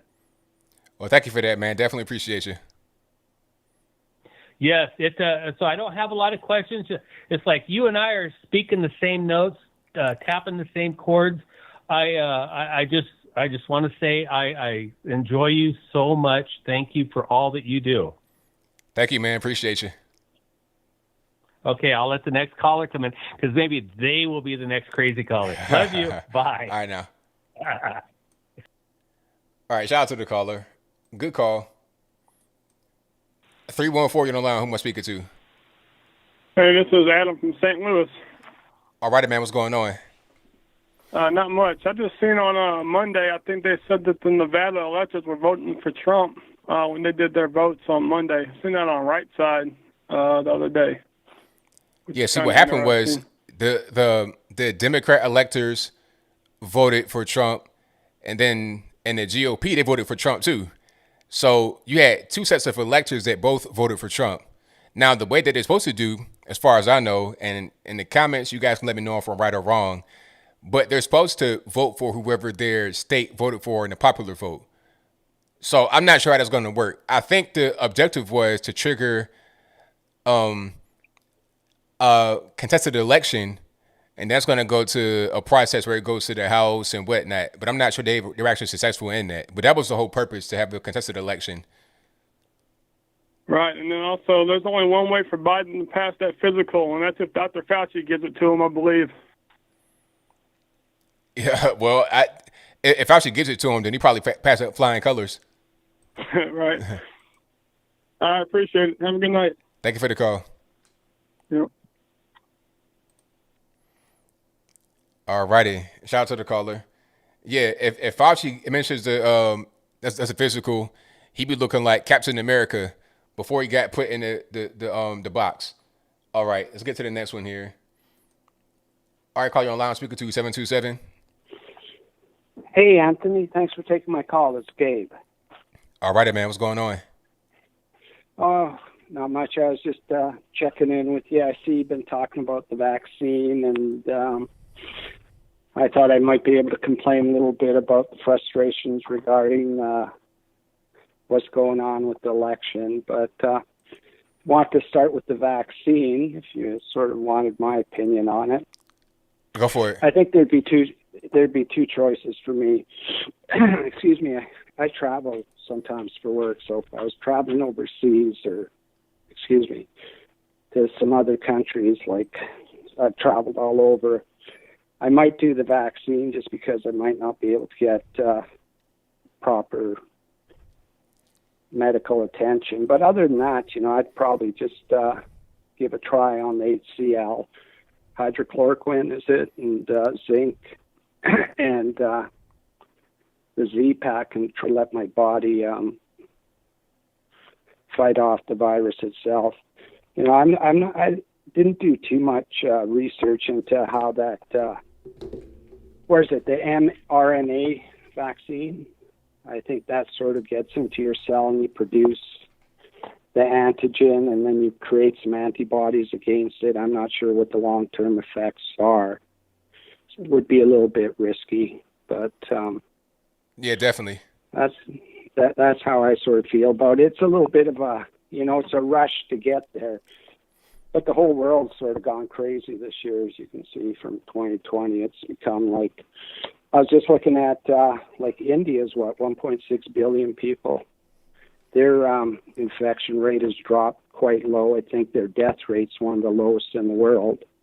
And if I'm not mistaken, they've taken on that whole attitude of using hydrochloroquine and zinc as a method to treat people. So immediately they give that out, and vitamin vitamin D3 has shown big increase, about a 50% decrease in your chances of ending up in the hospital. Yeah, but see, with India, they were already doing that before the virus hit, because it's a malaria prevention. It's a common third world drug.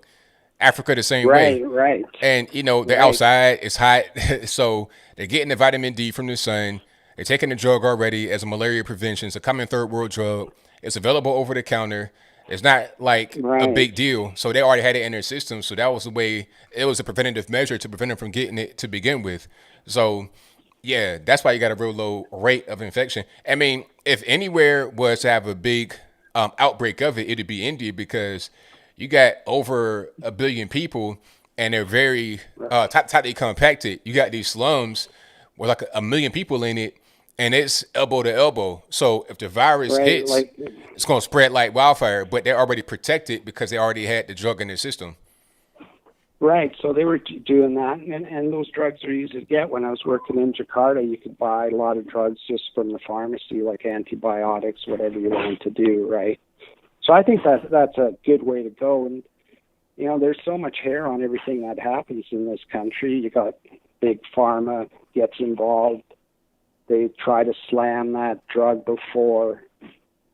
They never really gave it an honest opinion. It was getting good reviews throughout the world in many locations, but they'd only push the negative news, right? It's I think it always comes down to dollars, power, and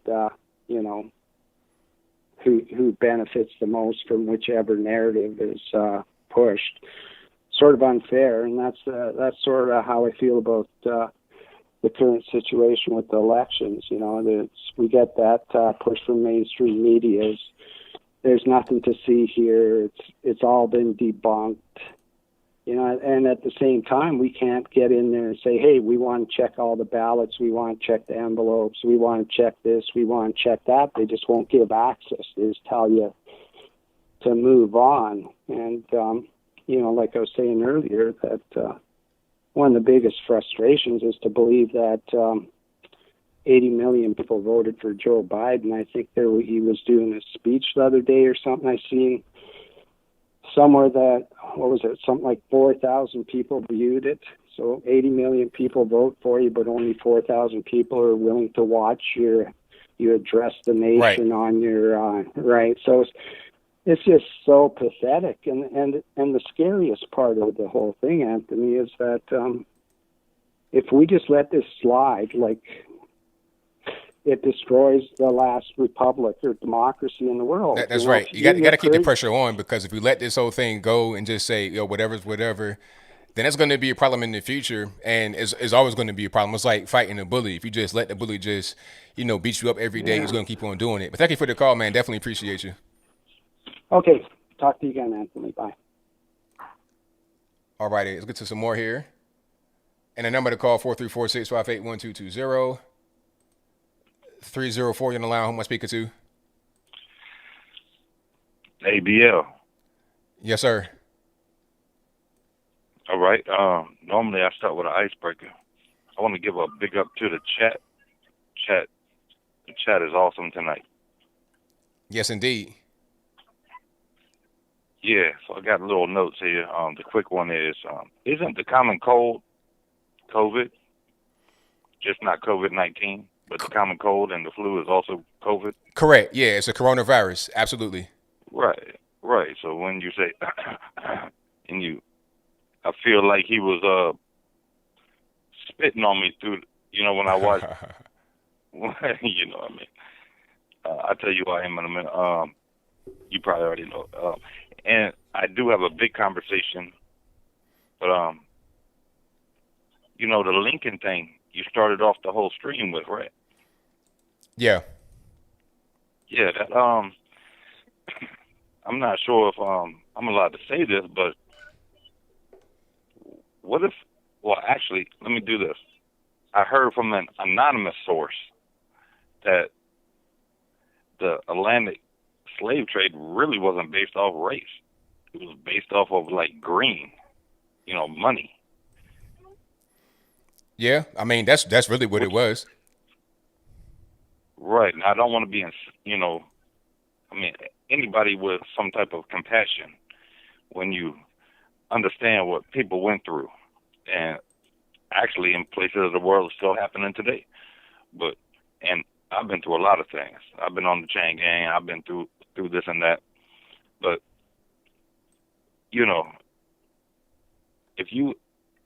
it was all about profit. So you could have had somebody that wasn't so-called black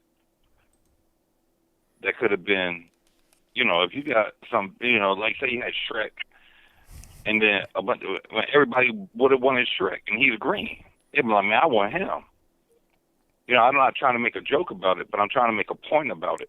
Is I really don't think it was based off of race, especially back then. I mean, people think that back in the old days, things were like not diverse. It was actually more diverse, I think, in a way. The silk trade and all that stuff. I really don't think people understand. That's all. And I always like for you to kind of narrate this when I call. But you know what? One thing about the slave trade, one thing about it is that I was hearing a story about how they would have the Irish and then a black man like on the same auction block right next to each other, get ready to get sold as slaves. And then the black man would go for more than the Irish man because he was bigger, stronger, and he could survive more out in the sun versus the Irish man. He burned right up immediately in the sun. If you out there picking fruits and vegetables and whatnot, he would be more durable. So he was more valuable. Like it wasn't even At that point, it was just a matter of who can I get to do this job for the least amount of money for free, obviously, that'd be the most durable. They would treat the Irish slaves like trash because they were worth less than the black slaves. So Exactly. that's really what it was. Now people can say that it was barbaric, of course. Like we can judge things back then on Yeah, today's no doubt. standards. We can say that, but this was a norm all over the world. They had slaves in Africa. Africans had slaves. Whites had slaves. The natives had slaves. Asians, China, Japan, wherever they had Yeah. everybody. This was a worldwide thing. Okay, so it Yeah, yeah, wasn't. yeah. You got to put it in the Exactly. And context still of in the back world then. today. It's still going on right now. It's still going on. Like Yeah, exactly. China got slaves right now. Quiet as it's kept. So I And I mean, was reading and I was learning about like North Morocco, like the Moroccan, that had to do with the actually after the United States was built with the pirates and stuff. Like I was learning about that. That was crazy because they weren't treated anything like over here. So it's just facts I guess aren't cool anymore. that's right. Exactly. Yeah, no doubt. But I'm in Dagobah, southeast of Georgia. It's Drunken Joe, man. You know who it is. Big up to the chat though. Well, thank you for your call, man. Definitely appreciate you. Yeah, man. Peace. All right, shout out to the caller. Yeah, that whole slave trade thing, and there's all kind of fiction around it, and people believe the fiction. They believe Alex Haley roots that movie. They think it's a real thing.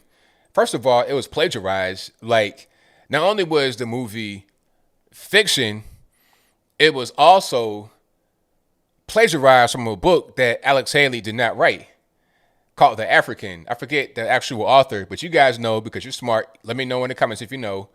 But Alex Haley did not write the book, number one. Number two, it was fiction. It wasn't no nets.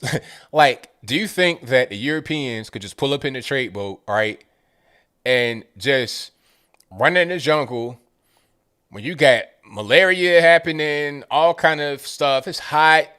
You got the people that lived there already with weapons. You think you could just go in the jungle with a net, throw it over people running in the woods and catch them and bring them back to the boat? It's not what happened. It was a slave trade. It was a network of people that would interact with you. The slaves are already be captured, ready for you to go. And then in return, they would get things. They would get hand mirrors. They would get weapons like guns to shoot the other tribes and also capture other slaves with. It was entire kingdoms in Africa built on the slave trade. One of them called the Dahomey Kingdom, which is present day Togo, Benin. Look it up. Dahomey, Dahomey Kingdom. The whites had to come to Dahomey to tell them to stop the slave trade after they had outlawed it in the U.S. True story. Look it up. So, it's a lot of history that is just not told properly. So we're just ignorant to it. And then people go out there and they screech and they holler because they don't know what they're talking about. They don't understand what's even going on. So they operate from a place of ignorance. That's what makes them go out here and do crazy things. But I'll move right along.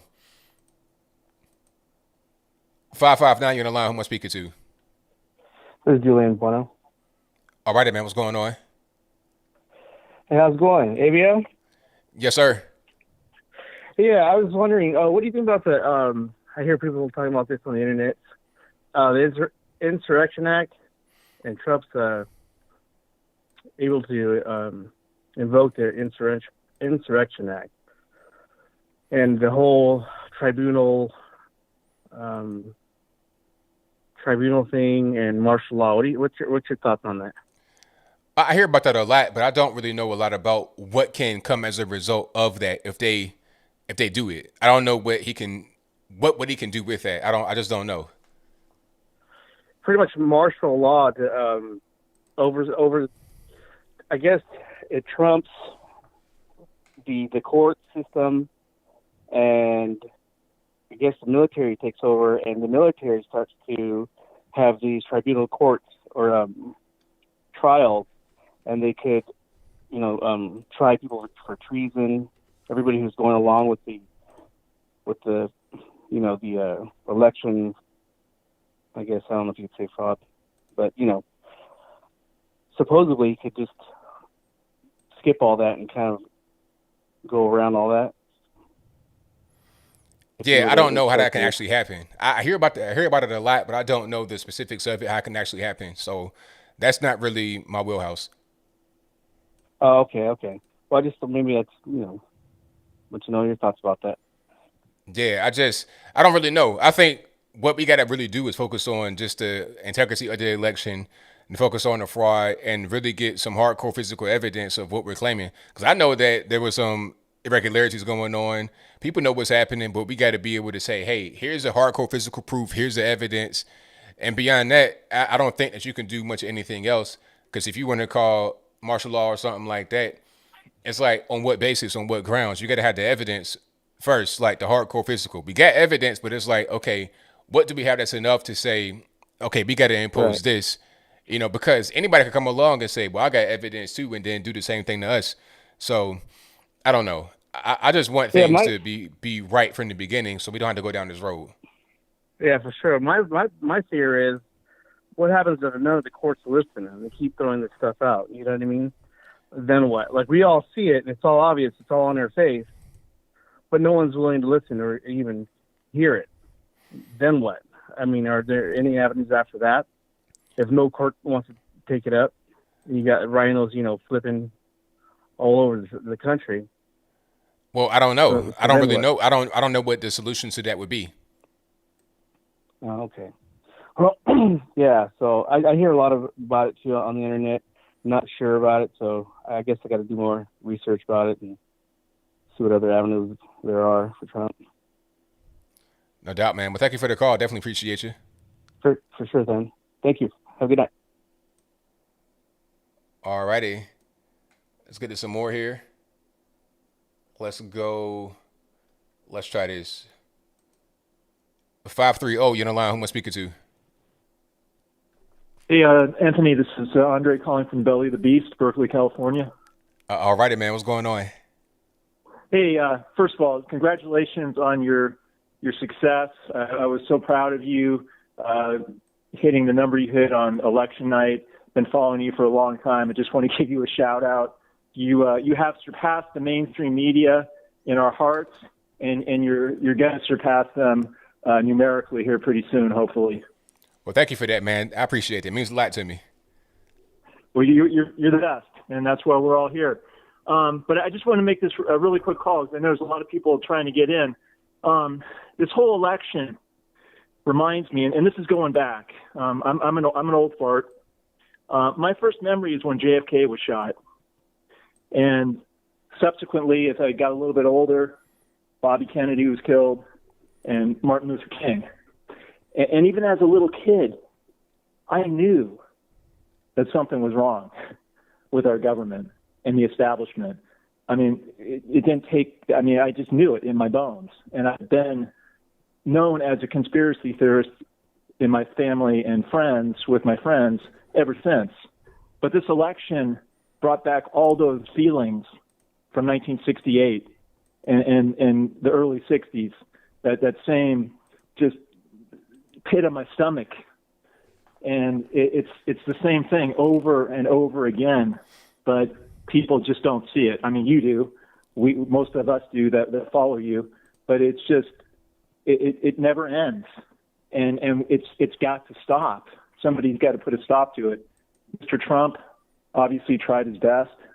Hopefully, he will continue to beat the establishment, but it is the establishment that's killing all of us. We need lower taxes, more money in the pocketbooks of you, myself, our listeners, Americans, less government. Why is Nancy Pelosi worth $120 million off of public service? I could go down the list. It's not rocket science. But that's all I wanted to say. It's just to affirm what you're doing and say thank you, and hopefully we all get through this by staying together, and you're the beacon that we need.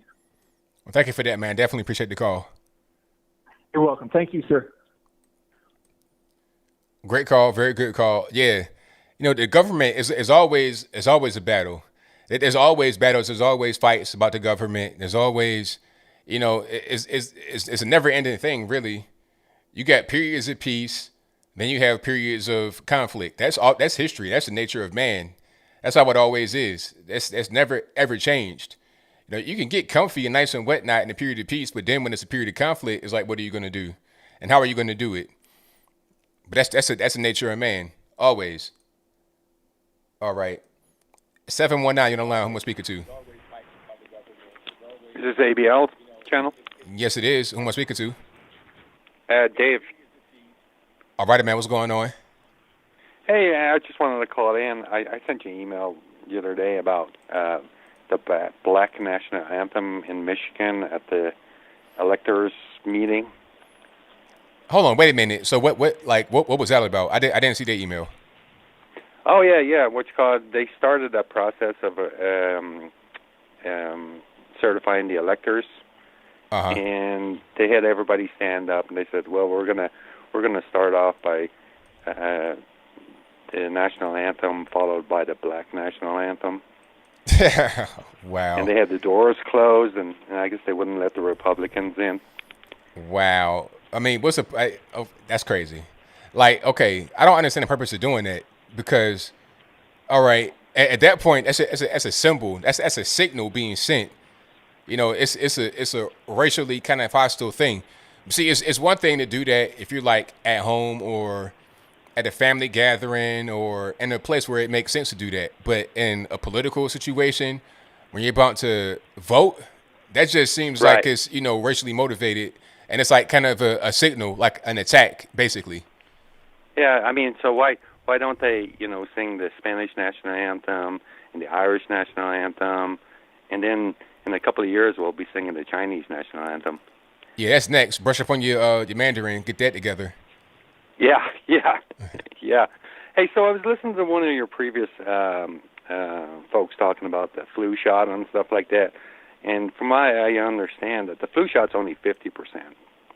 And they always seem to pick the wrong strain. So that it's like, oh, yeah, well, the flu shot's out. Everybody needs to get it. Oh, that didn't work. We picked the wrong one. Like, oops. Yeah, I mean, I never take the flu shot myself. Never have. Just, you know, believe in staying healthy and you know, stay at home when you're sick and don't spread it to everybody else. So. Right. Yeah. So, I mean, as far as this vaccine that's coming out, yeah, I don't know. It's all good. I mean, it's kind of interesting. It's kind of like the COVID numbers that you see showing up on the regular stupid TV, where they say, "Oh yeah, all these people got coronavirus," but they never show. I mean, they keep on bringing that number up and up and up, but they never show what the recovery is of those hundreds of thousands of numbers or millions. I don't know whether we're up to millions yet or not, but.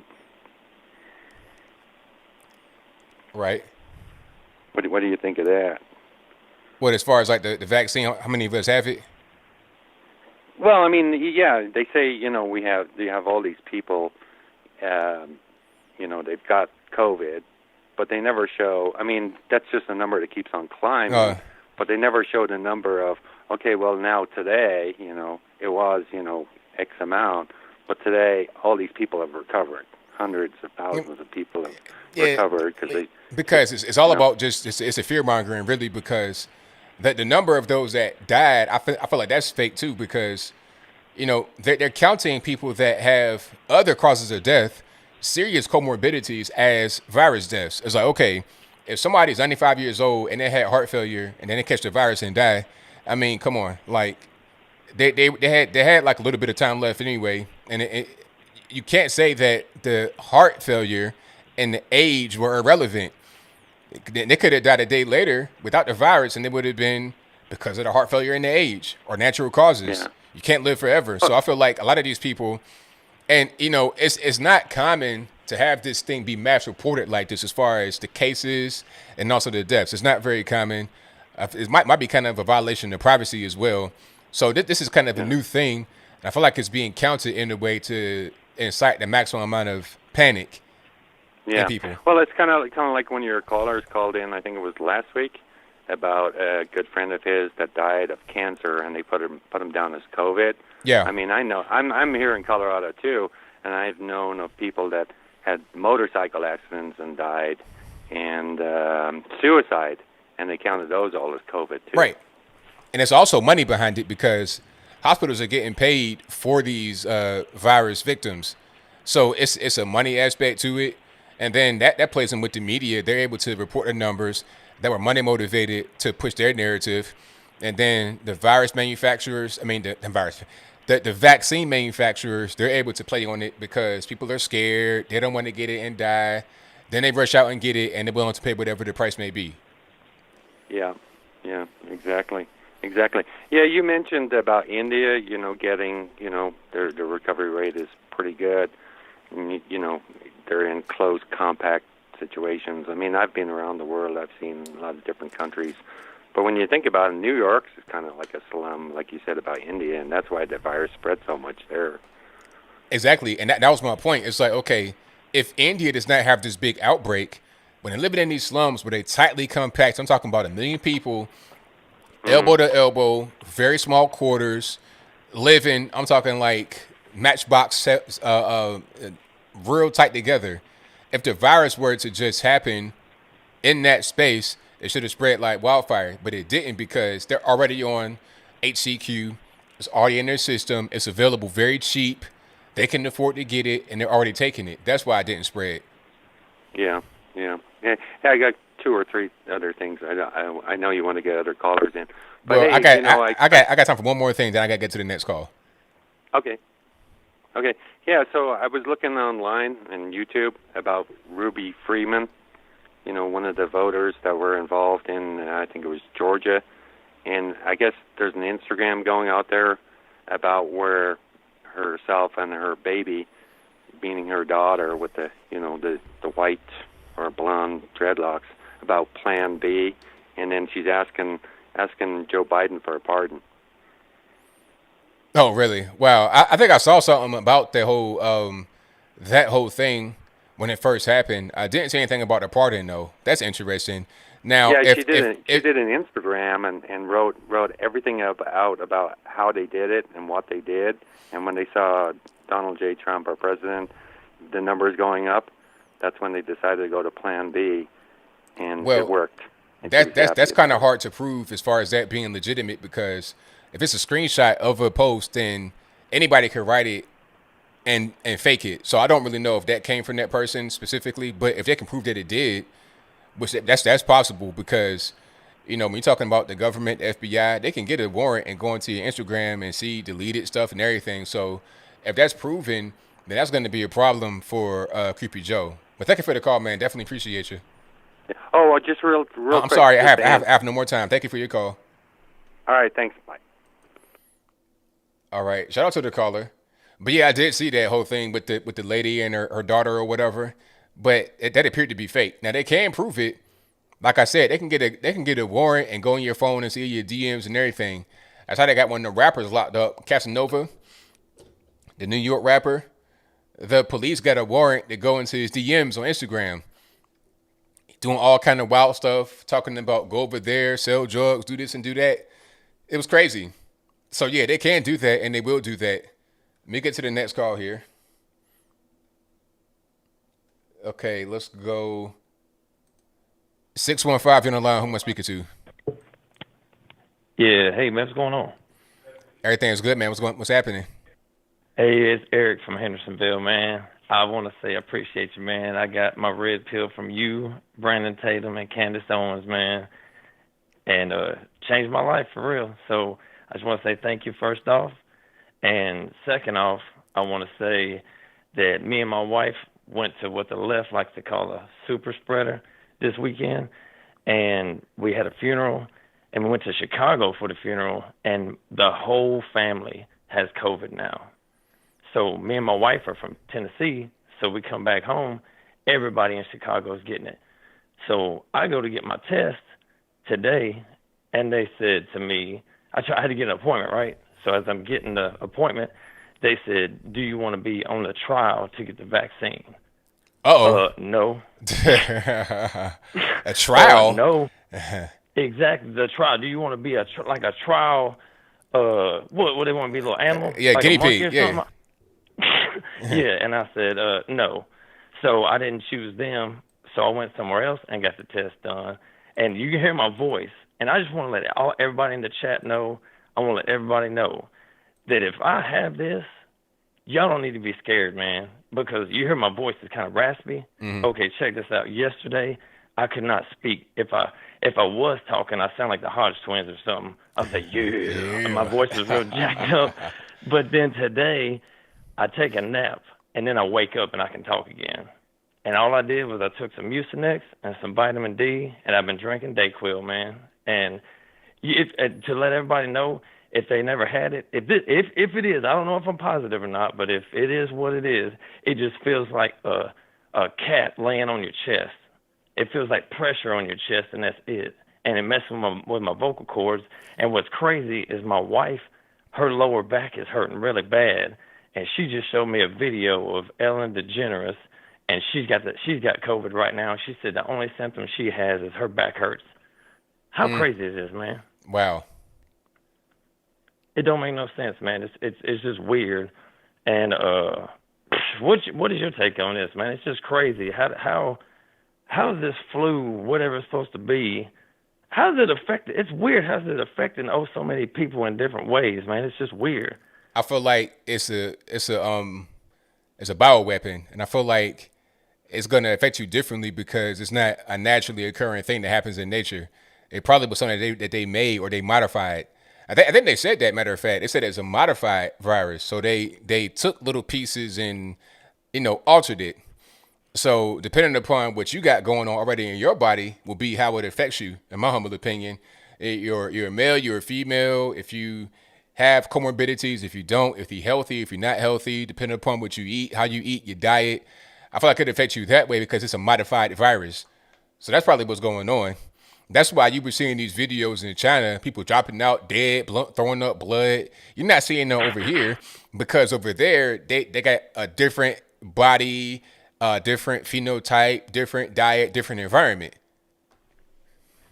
Yeah, exactly. That's how I'm looking at it too. It's got to be. And just to let you know, my sister-in-law is like a COVID nurse. I don't want to say her name or nothing, but she's a COVID nurse, and she's like flipping out right now.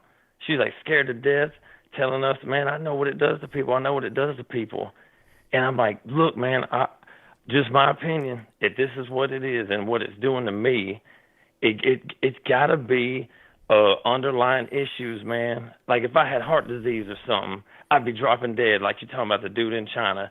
If I had, you know what I'm saying, if I had some kind of other crazy disease or something, I'd be falling out, dude. But I'm a pretty healthy dude, I ain't overweight. I ain't none of that. I'm like you, I'm just living my life normally, man. And every day I take those emergencies, man. I just take my little vitamin C and keep on rolling.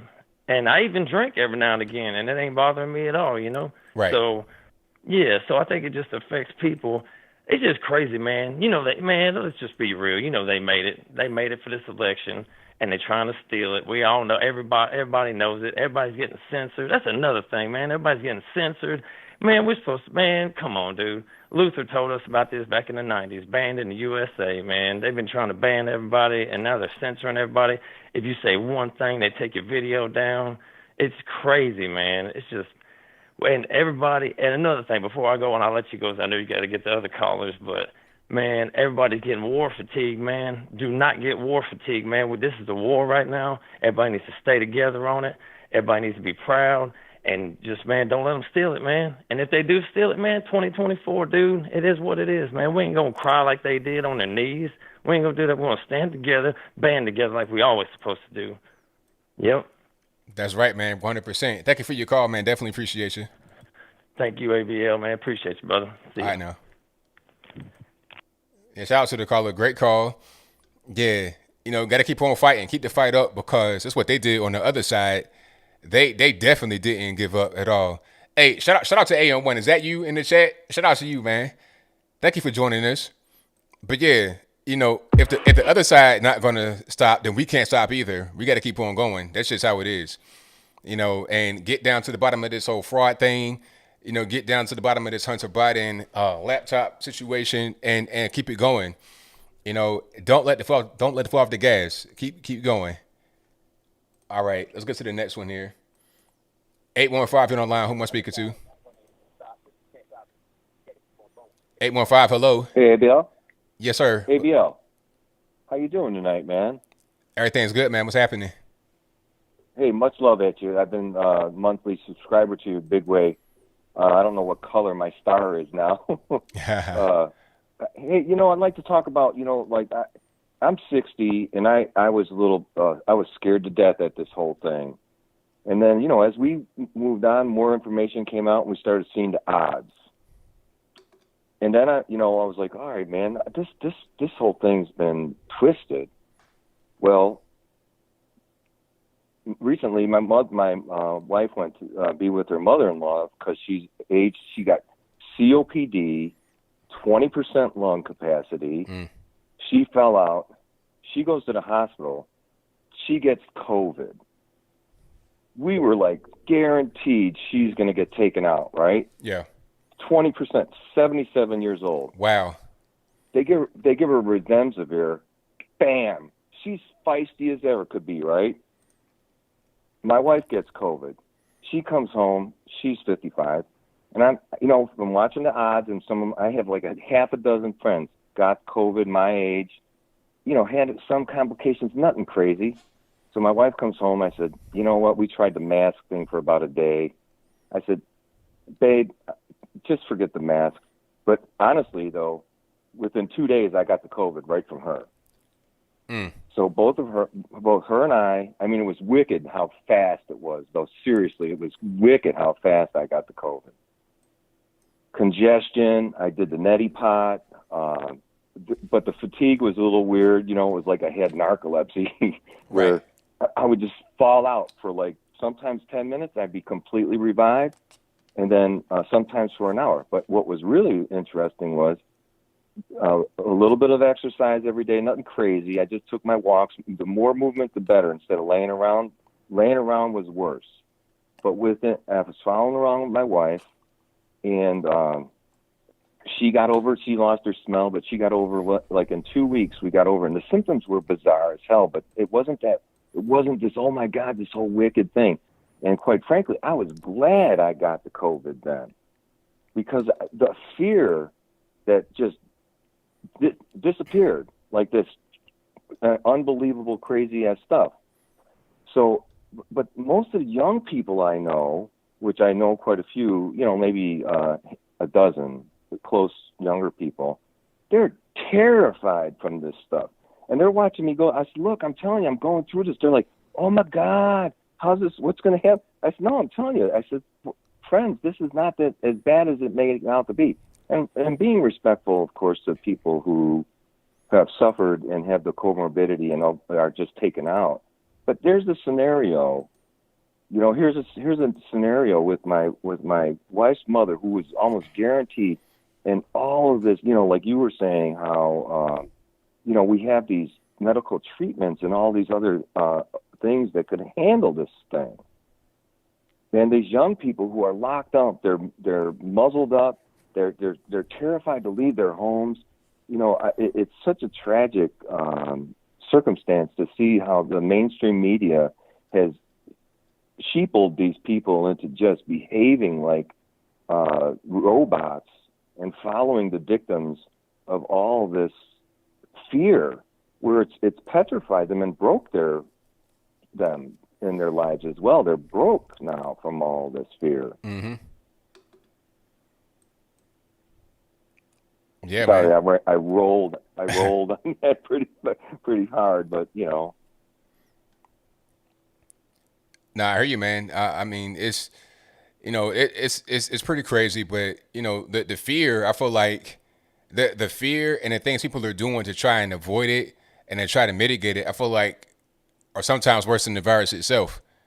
I mean, how long can we sustain all this stuff that's going on with the shutdowns and all the mandates, and people are going crazy over this, and that can be worse than the virus itself. Absolutely. And I'm involved in recovery and everything, and people are just taking themselves out more than the disease, this COVID thing. Yeah. Hey, if I may say one other thing, I've really been putting some work in. So I've been reading these books by Thomas Sowell, and this thing about this Lincoln, and this Thomas Sowell, he really touched really heavy on how this cosmic justice of going back in the past and trying to paint a picture of something with ideas and a vision of the way it should be from the way we know things now. And people, if they could look into this Thomas Sowell, I watched Jason Riley. I read some of his books as well, and I'm reading a new one by this guy called The Madness of Crowds by Douglas Murray, and how he lays out how all this stuff has been outlined, and it's really a good eye opener to seeing how things really, what has been perpetrated on our society through the education system and the mainstream media propagating all this nonsense. So I appreciate you picking up my call, man. And I'm a patron, and I appreciate you big time. Well, thank you for the call and support, man. Definitely appreciate you. All right, ABL, you have a great night. All right, now, same to you. Bye. All right, a great caller. And thank you all for being here. If you enjoy the content so far, if you enjoy what you're hearing, give me a thumbs up on the video, like the video, share the video, do all that good stuff. All right, and what else I wanted to...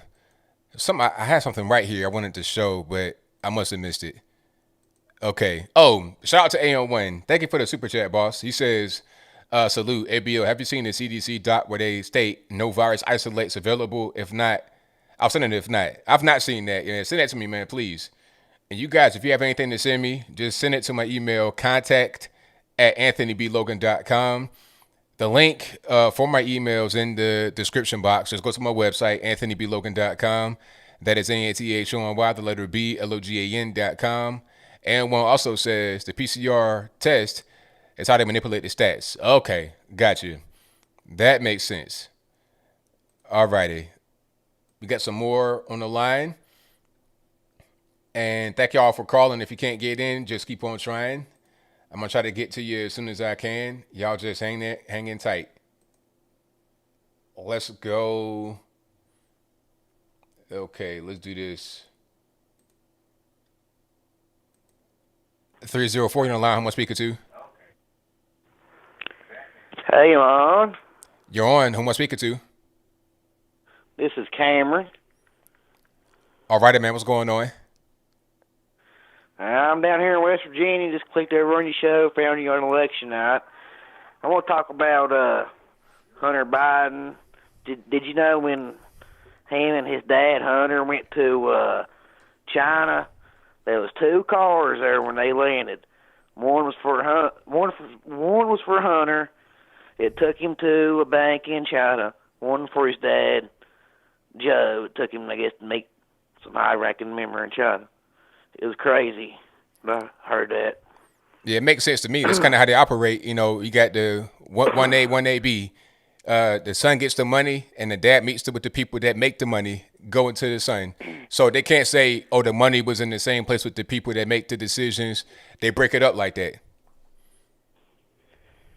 Yeah, it's complete BS, and CNN, they will not cover it. Well, I guess they're covering it now. I mean, who's watching? But have you ever heard of The First here on YouTube? It's the First News Network. Yeah. I love them. I've been following them since day one, since they had like 30,000 followers. My brother got me hooked on you, ABL, on election night when he was doing that map live stream. Oh, yeah, man. That was a night to remember. It was a crazy, crazy stream, man. I really enjoyed that. So I thank you for being part of that. Oh, yeah. I was watching you from probably 9 o'clock that night, plumb to you ended. Yeah, he's the only entertaining one. I appreciate that. You're the best, ABL, man. You ought to run for governor here in W. I might have to, man. I might have to go back, man, Canal County, and just set up shop right there. Go to my grandma's house and do that. I'm right near you here in Logan County. Okay, you right there. Yeah, I know about Logan. Yeah. Yeah. Hey, if you ever run for anything here in W, you know you got my vote, brother. Well, I appreciate that, man. Thank you. All right, later. All right, now. Yeah, shout out to West by God, West Virginia. Y'all know what time it is. Born in Canal County, ran University, ran West Virginia, where Randy Moss is from. Jason Williams, aka White Chocolate, is right out the way in DuPont City, which is like the same place. It's all pretty much Charleston. You know, Randy and Jason went to high school together. They were on the same high school basketball team, and it was like watching Kobe and Shaq back then, for real. Randy and Jason like watching Kobe and Shaq. That's how my parents like. My parents, all of them, they were kind of around back then. Like some of my family members, not my parents, but some of my cousins that's a little bit older than me. They were around back then when they were playing at DuPont. But my parents, they went to DuPont and they know Randy's parents, or his mother at least. And I told a story before, but one time I was going to church. I was up there in West Virginia. I was in the summertime, and I was going to my cousin's church up there, and I saw Randy's mother. This is when Randy was playing for the Vikings. She had this big purple Escalade outside the church, and the church is like, you in a small town, you in Rand's like 1,000 people, no stoplights or nothing. It's just a small town. She had a big purple Escalade outside the church, and the church was like in a double wide trailer on blocks. I lied to you not, because the other church had burnt up, so they were using that one in the meantime. It was wild, but that's Rand for you. Love it up there. So shout out to them. 951, you're on the line. Who am I speaking to? Hello. 951, hello. Hey, ABL, how are you? I'm doing pretty good. About yourself? I'm doing well. I just wanted to make a quick comment about, I just joined in about like 15, 20 minutes ago, and you were just talking about slavery. And I just wanted to comment and say that not a lot of people talk about how even in the South back then in the 1800s, 1700s, there were a lot of black slave masters. A lot of black people who became free, they in return became slave masters themselves. And there were even some women who were slave masters. They owned like thousands and thousands of slaves. And like you mentioned earlier before too, that there were people who of different cultures who owned slaves, but even Native Americans back then, they owned a lot of black slaves, and that's not something that's talked about too, because I've seen a lot of people say, natives standing for Black Lives Matter and being against slavery and everything, but there is a lot of history with the Native Americans where they owned thousands and thousands of black people in America. Oh yeah, and the natives, they had their slaves with them on the Trail of Tears. So when they were forced from their lands, they brought their slaves with them. That's a fact. So yeah, that happened.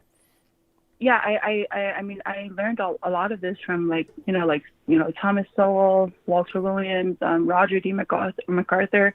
I mean, various historians, and these are just things that. I mean, I go to a private Christian school that's supposedly conservative, but they teach a lot of, liberal ideologies, and especially with slavery, they don't touch on a lot of these subjects. I had to do independent research on it. And I mean, I found out there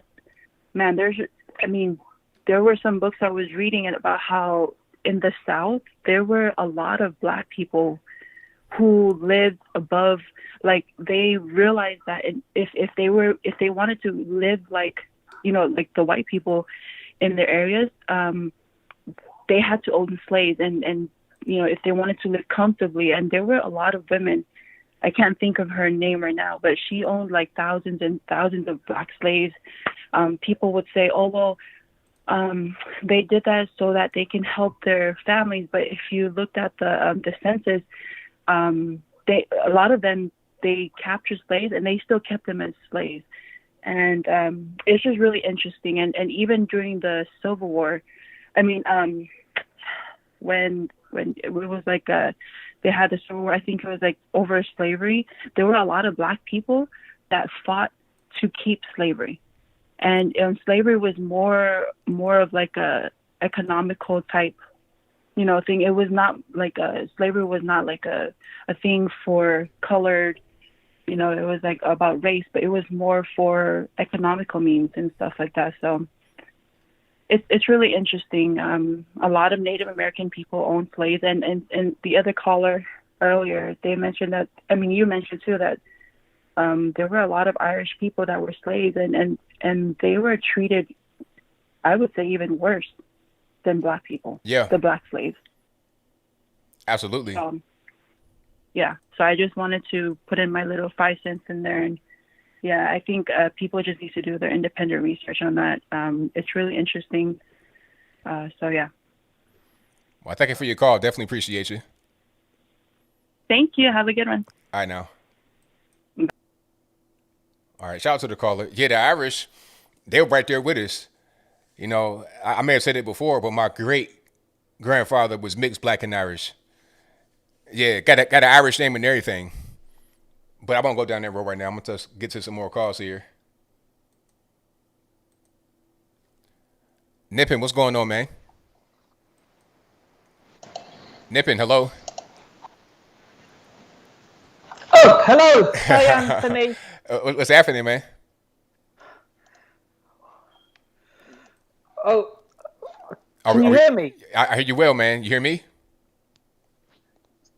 Can you hear me? I hear you well. Can you hear me?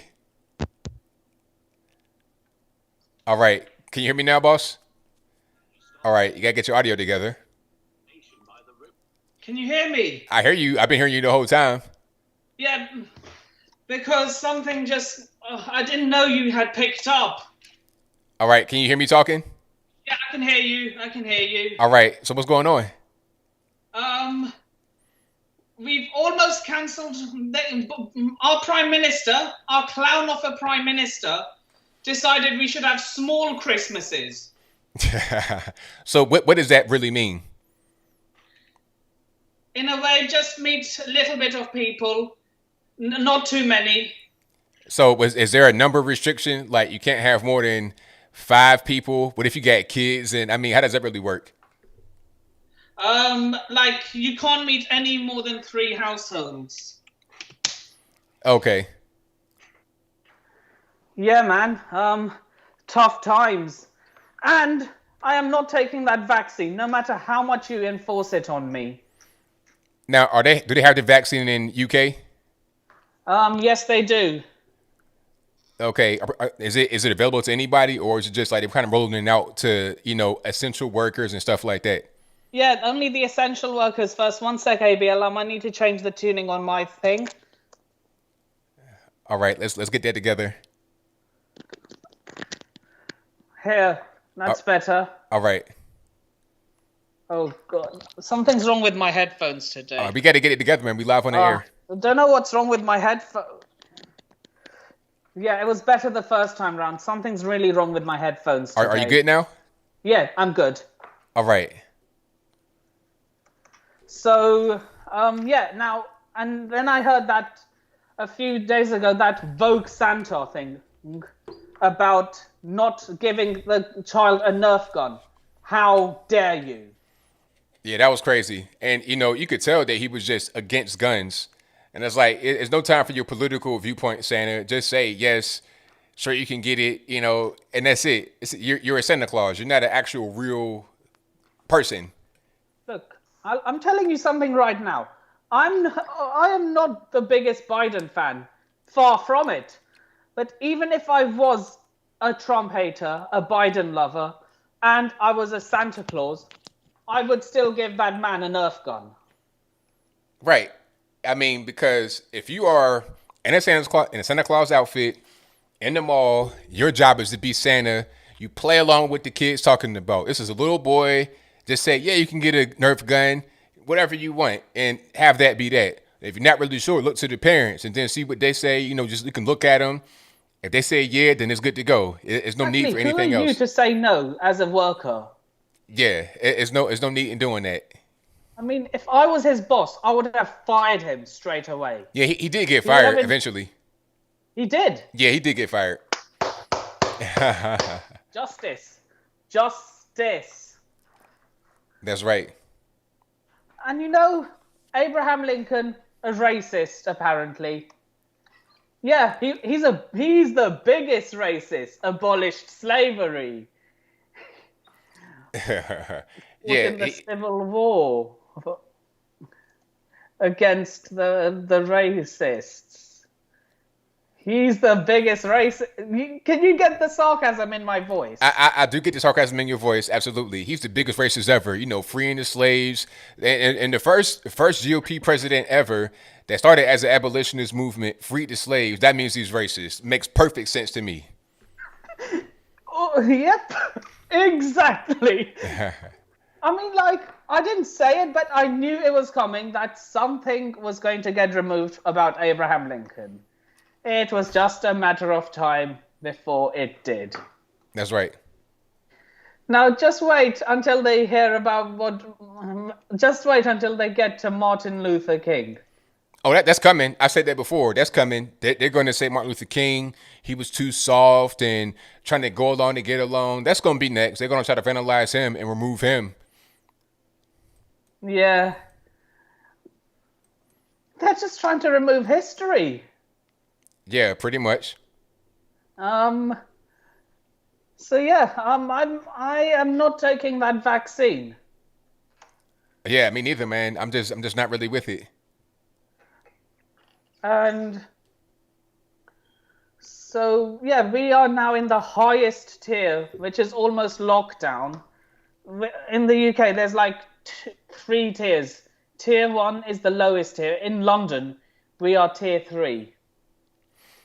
So is it going to be another lockdown? Do you think it'll be lockdown? Maybe. Now that there's a vaccine, I highly doubt it, but I'm not ruling it out either.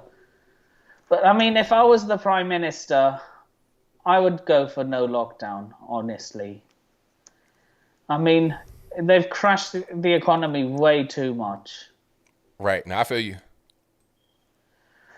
But this is going to cost Boris Johnson re-election.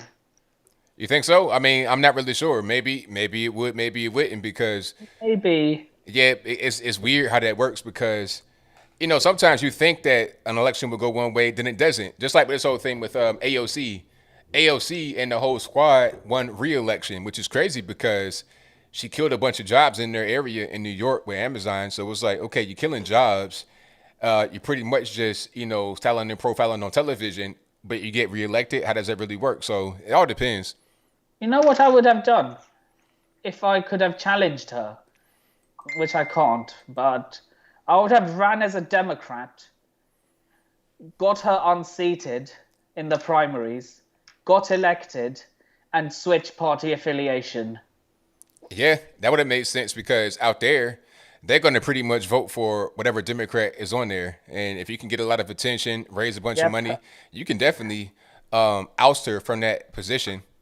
For example, if I could run for anything in California, I would run as a Democrat, but the moment I'm elected, I would change my party affiliation to Republican. Yeah, that definitely could happen, for sure. Yeah, so if there's anyone wanting to get elected in California and become a Republican, you know who to get advice from. Even though I don't live in America, but you know the drill. That's right, man. Well, I thank you for your call. Definitely appreciate you. It was nice catching up with you, ABL. All right, man. Likewise, man. Thank you for the call as always. I shall speak to you on Sunday. All righty, man. I'll speak to you then. All right, now, peace. Peace. All right, shout out to my man Nippon for the call, all the way from UK. I know it's like dark 30 over there in UK. I know it's like super early in the morning or late at night, whichever one you want to say it. Okay, let's get to some more here. And let's go. 661, you're the line. Who am I speaking to? Wow. You can hear me? I hear you well. That was fast. Hey there, ABL. This is Galena. More GG soapbox. All righty. What's going on? Doing pretty good. I haven't been on live in a long time, but I just wanted to comment. I got the COVID in January, and I met people who got it in October, November, and December of last year. And for me, it was I just couldn't stop coughing. I couldn't stop coughing, and what else was there? Oh, I lost the desire to eat, and I didn't want to eat anything, and I didn't want to drink anything. So it's really not cool to do that when you're already sick. So it was like 3 days of that, and then I was really weak. But I got rid of it with oregano oil, and I've met other people who got rid of it with HCQ hydroxychloroquine. And then just, take it from there. I mean, I just met a friend who just got it. I gave her some HCQ and some emergency, and you're straight. But I'm old enough to remember when they had anthrax and when the scientists said, hey, we've created all of these terrible viruses. We sure would hate for them to get out. And so that's what I remember. And then I do a lot of research. So it's clear that this is designed. And then I think I read somewhere where they have a second wave or some type of different strand in UK or something like that. And it's just like, not only that, but also to know that this mask foolishness, now they're talking about, well, even if you get the vaccine, you can't stop wearing your mask. You still have to wear it. You can't travel if you get the vaccine. And it's like, I believe I remember them saying 2 years at the very beginning, and it just they said it, and then it just went under the rug, and now they're coming out with it.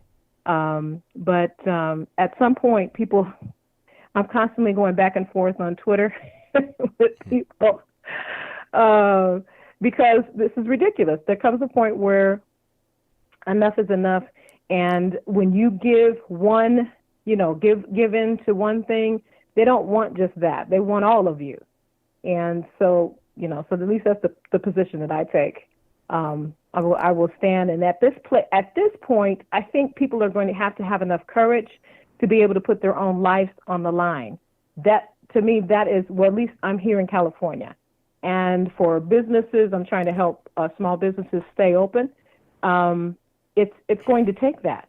You cannot be a coward if you're going to be wherever you are, unless you're in South Dakota. But wherever you are, it's going to take you to have courage and to do what you know is right and stop bowing to this foolishness. Right, I'm with you. Like the main thing about life is that it's going to be risk involved. You can't just stay in your home forever. At a certain point, you got to be out there, and that's just life. That's true. That's all I had. I'm so glad I got through. Thank you. Well, I thank you for your call. I definitely appreciate you. You have a great day. You're doing a fantastic job. Keep up the good work. All right, thank you now. All right, bye-bye. All righty, great call. Fantastic call. Let's go. Okay, hold on right here. All right, 757, who am I speaking to? Rich Palmieri. All righty, what's going on? Hey, man. Hey, I was going to say, hey, man, it's cool that you're from Portsmouth, Virginia. I'm from Virginia Beach. Yeah, I'm from that whole area. I lived in the beach at one point. Chesapeake, Portsmouth, Newport News. I lived everywhere. But for the most part, when I was a kid, I was living in Portsmouth. Yeah, so you know how it's been, being raised in this area and everything. So yeah, that's cool. It's crazy, man. It's night and day. If you're in the military, you got a different life than a local. That's kind of how it is. It's a military town. That's what changed this area. Yeah. Because my parents moved here in the 70s, and they were trying to get away from New York. How it was just so congested up there.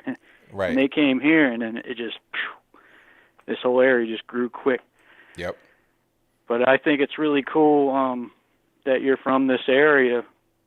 So, you're kind of a voice in this area still, even though you're not living in this area anymore. Right. Yeah.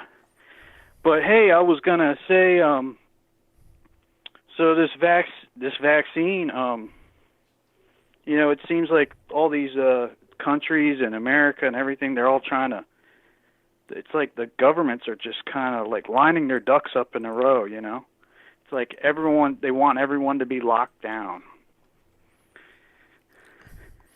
Yeah, and it's weird too because it's like, what's even the purpose of this? Because like, is it economics? Is it about control? I think it's Because about. they want to give us the vaccine. That's why they want us to stay put. Okay. That's what I think. And I wanted to ask you. I mean, I'm a Trump supporter too, but I just been watching you for a while. Like, I haven't seen anyone ask you this question. Biblically, they say the mark of the beast. So if the mark of the beast, I said the mark of the beast, how are they going to get the whole world to take something that's the mark of the beast? Is to make a virus that's airborne for everyone to catch. So I mean, the mark of the beast is, I'm not trying to scare people. I'm just being real. Someone showed me some paperwork. I mean, it could be whatever, but there's an enzyme called luciferase that's in the vaccine. Take it for what it is. You can look it up, but it says luciferase. Revelation, was it 13, chapter 13, 16, 17?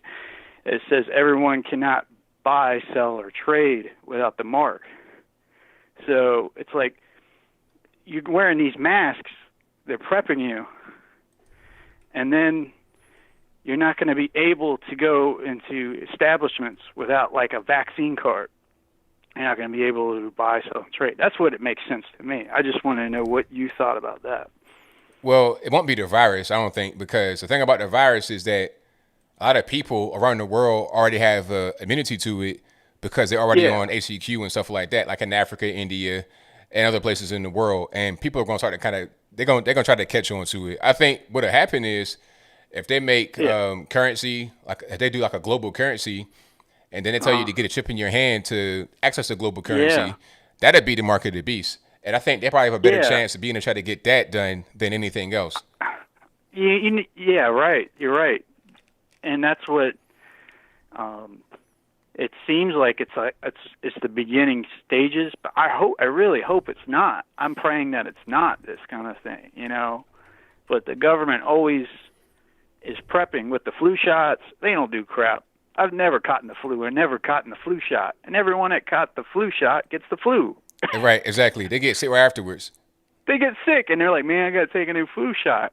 And they're like, why aren't you taking a flu shot? I was like, why? Right, for what? What's the purpose? What are we doing? It's like, hey, if they make certain products you take or you put in your house and you think it's going to work, and then you got to go buy more of the product. Right. And so it's just a big money thing. It's just really sad. But I just want to say thank you, man, for a lot. I tried calling a few times, but I'm happy I made it through. And I really appreciate that you're from this area. I know you didn't want to live here for long, but how is it where you're at? I mean, where did you move to? I live in East Tennessee. East Tennessee. And it's a lot better. Yeah, I love it. It's great out here. It's a small area, but it's big enough. It's not like too small. I'm not like in the middle of nowhere. It's a nice city, cool downtown area. One thing about that area is no downtown really. I mean, you go to Norfolk, but you got Granby Street. That's pretty much it. Virginia Beach, ain't no downtown. Nemo Parkway, all the courthouses, or you go down the beach, the oceanfront. So it's an actual nice downtown area. You're not gonna get shot like you could be in Norfolk or Portsmouth. So it's beautiful, man. I love it. Yeah. Yeah, I mean, it seems like, doesn't it seem like Norfolk's trying to be like Richmond, Virginia? Like they're like a little town. They're trying to be a city, but it's just not built to do that. It's too. Norfolk is just too old. It's an old city, and it's too small. It's an old shipping port. That's what it is. It's not like a city where it's meant to really be growing. So it's just weird. Yeah, they're patching the ships up as much as they're patching the buildings up. That's right, exactly. In the streets, they got all these potholes. Oh, the potholes are crazy. Like I used to drive Norfolk, man. I used to say, man, I gotta buy some new tires now, man. If like 264 was terrible. I was watching the news a few years back, and then people were complaining, talking about my axle snapped on 64. I'm like, wow. What? Wow.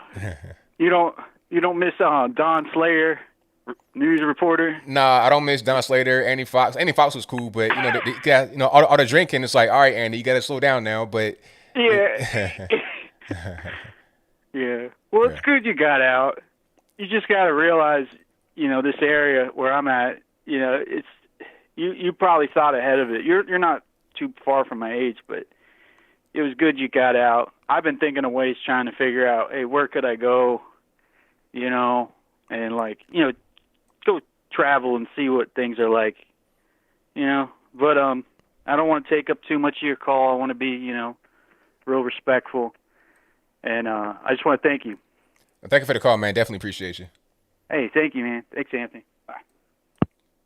All right, shout out to the caller. Yeah, Norfolk with them potholes, man. Okay, you got 264, the little interstate, right? It's like a circle. And then you can go 264 on Norfolk, and then go crossing to Virginia Beach. Now, Virginia Beach 264, like going from the ocean front all the way down to Norfolk, is beautiful. It's great. There's no problems. It's nice and smooth, nice paved. At least when I was there, it might be not the same way no more. But crossing the Norfolk 264, the potholes, you're damaging your car. I've never seen anything like that before. I've not seen anything like that since. It was crazy. I mean, the roads were horrendous, terrible, awful. If it was snow, they put ice, and of course, when you put ice on the asphalt and you got snow, it's gonna cause the road to get damaged. And if there's any kind of potholes that got patched, it's gonna release the patch. It was a mess. I would just totally avoid that. I'd rather drive Virginia Beach Boulevard all the way rather go on 264. But that's a different story. And I digress. Let's get to some more here. Okay, let's go. Hold on. Let me try. Okay, I'm gonna get to a call. Y'all just hang tight. Okay, here we go. 416 on the line I'm speaking to. 416, hello. Hi, Anthony. It's Cigar Box. Cigar Box, what's happening? Just something. I don't want to say triggered, but because it didn't really trigger me, it just made me think about something. And that was a guy phoned in earlier, was talking about having the Black National Anthem, and it got me to think about how everybody comes over from different countries, and they don't realize how much they change from their heritage. I realized this when I got an Irish background, when I had relatives come over from Ireland, totally lost in what I thought was my heritage. And they didn't understand, like, the food that I thought was Irish food and stuff like that. And yet I heard about this with other people, other friends that I had, like some Italians and stuff like that. And it made me realize that this is the stuff where not to be hyphenated as our nationality. Our nationality is, well, you're American, right? I think African American is a total loss on you to be called that. It's not a thing that's even accurate, because, I mean, I'm not from Africa, never been to Africa. I don't know anything about Africa aside from what I just read and just know from, research. I'm not an African, I'm an American. So this whole dual thing is weird. And if you want to use that term for anybody, somebody like Charlize Theron or Elon Musk would make more sense, because it actually came from South Africa and then came to America. So it'd make more sense for them. Yeah, it would, because if I were to go and live in Ireland now, I would be lost. They would just say, you're a total foreigner. And I could say, but I'm Irish background. They'd say, well, yeah, it sure don't look like it, man. Right. And it wouldn't. So basically, that's all I got. I just think that we got to stop separating ourselves. That's what's making everything worse, right? It's given the government. I swear the government, our government, and the American government are just dying to whip up everybody into a frenzy so that we're at war with each other so that they can do anything that they want. And the racism is their perfect little thing to do it. I'll let you go now. Thanks for taking my call. It's been great talking to you. Goodbye, man. Thank you for the call. Appreciate you. Bye. All righty. Great call. And thank you all for being here. You guys are the best audience anywhere on the internet. So if you enjoy what you're hearing so far, if you enjoyed the show, please give the video a thumbs up. Share the video, like the video, do all that good stuff for me. I'd appreciate it. And if you're not subscribed yet, I don't know what you're waiting on. Hit the subscribe button right now and click the bell as well so you get notified whenever I go live and or post a new video. All righty. Let me see. I'll take a couple more calls and then I wrap it on up, put the bow on the top. Let me see. All righty. Yeah, I don't get lost in the whole the black African thing. I'm an American. You know, if I go to Nigeria right now, they see me as an American. They might see me as African just by looking at me, my face. But when I open my mouth, they know, oh, that's an American. Okay. 484, you're on the line. Who am I speaking to? Hey, can you hear me clearly? I hear you well. What's happening? Nothing much. I was listening to one of your calls where you guys were talking about Virginia, and honestly, I lived in Norfolk, Virginia, and honestly, those houses, those apartments, it was a mess down in Norfolk. But it's like a lot of people said they were trying to clean it up, but it just seemed like they can make it look as nice as they want, but it seemed like the vibes still haven't changed down there. Yeah, Norfolk is, you know, and the thing about Norfolk is that it's like it's a tale of two cities, really, because you got south of Willowwood Drive, ghetto. North of Willowwood Drive, before you get to Ocean View, is real nice. It's like a little pockets of nice areas, but in the majority of the city, it's just real ghetto. It's like a miniature New York City. It's just real ghetto. I don't like it. Yeah, I kind of figured that out when I went down to Norfolk. I was down there for 6 months. I was just like, I just didn't like the vibes down there. So when I left, I didn't have any regrets. This was 5 years ago, so I wouldn't be surprised if it's still the same. And most of the apartments were really old and just. Yeah, it's an old city. Nah. I mean, it's real old. Like you got to go out to Chesapeake and stuff like that, where you got newer area that had just been developed. But Norfolk, nah. Got it. Yeah, and another thing I wanted to talk about with the slavery thing that somebody brought up earlier, like, yeah, I wouldn't put a pass on it. Like, everybody owned slaves, because with the slavery, one thing I've thought about it for years, it wasn't just about race. I felt like there was more to it. Like, there was people who had money over people who didn't have money. It was like, basically, it was just green privilege. That's what I like to call it, like people who were rich. Exactly. That's what it was. It was really just about money. That's the way it is nowadays. I mean, if you got money, you have a different type of lifestyle over those that don't. And people, they try to divide things about race and everything else, but people are more similar than dissimilar if they just take a minute to look past all that color stuff and look at the reality of their situation. Exactly. And people who want to bring up that race topic, when I tell them, I'm like, okay, so I tell them, how do you feel?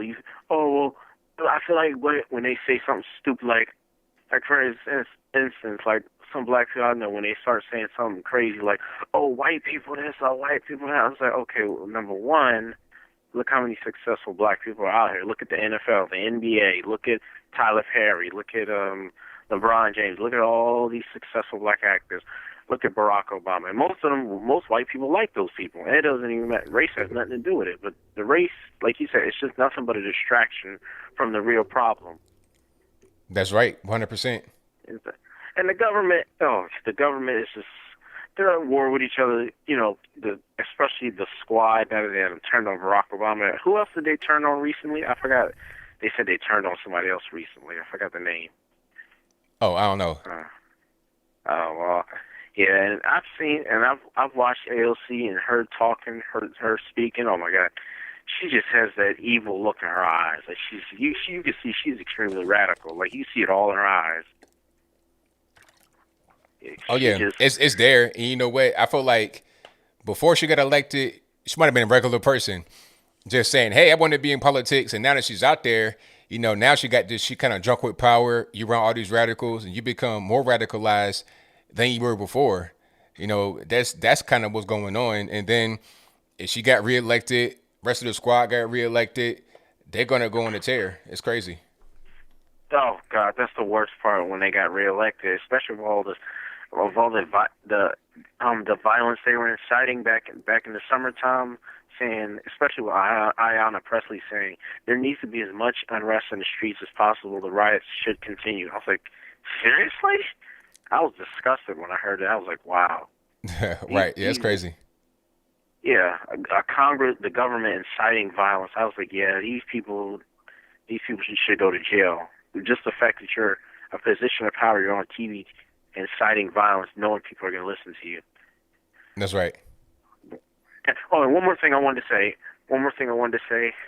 I was watching a documentary, and they were talking about how China, most of the virus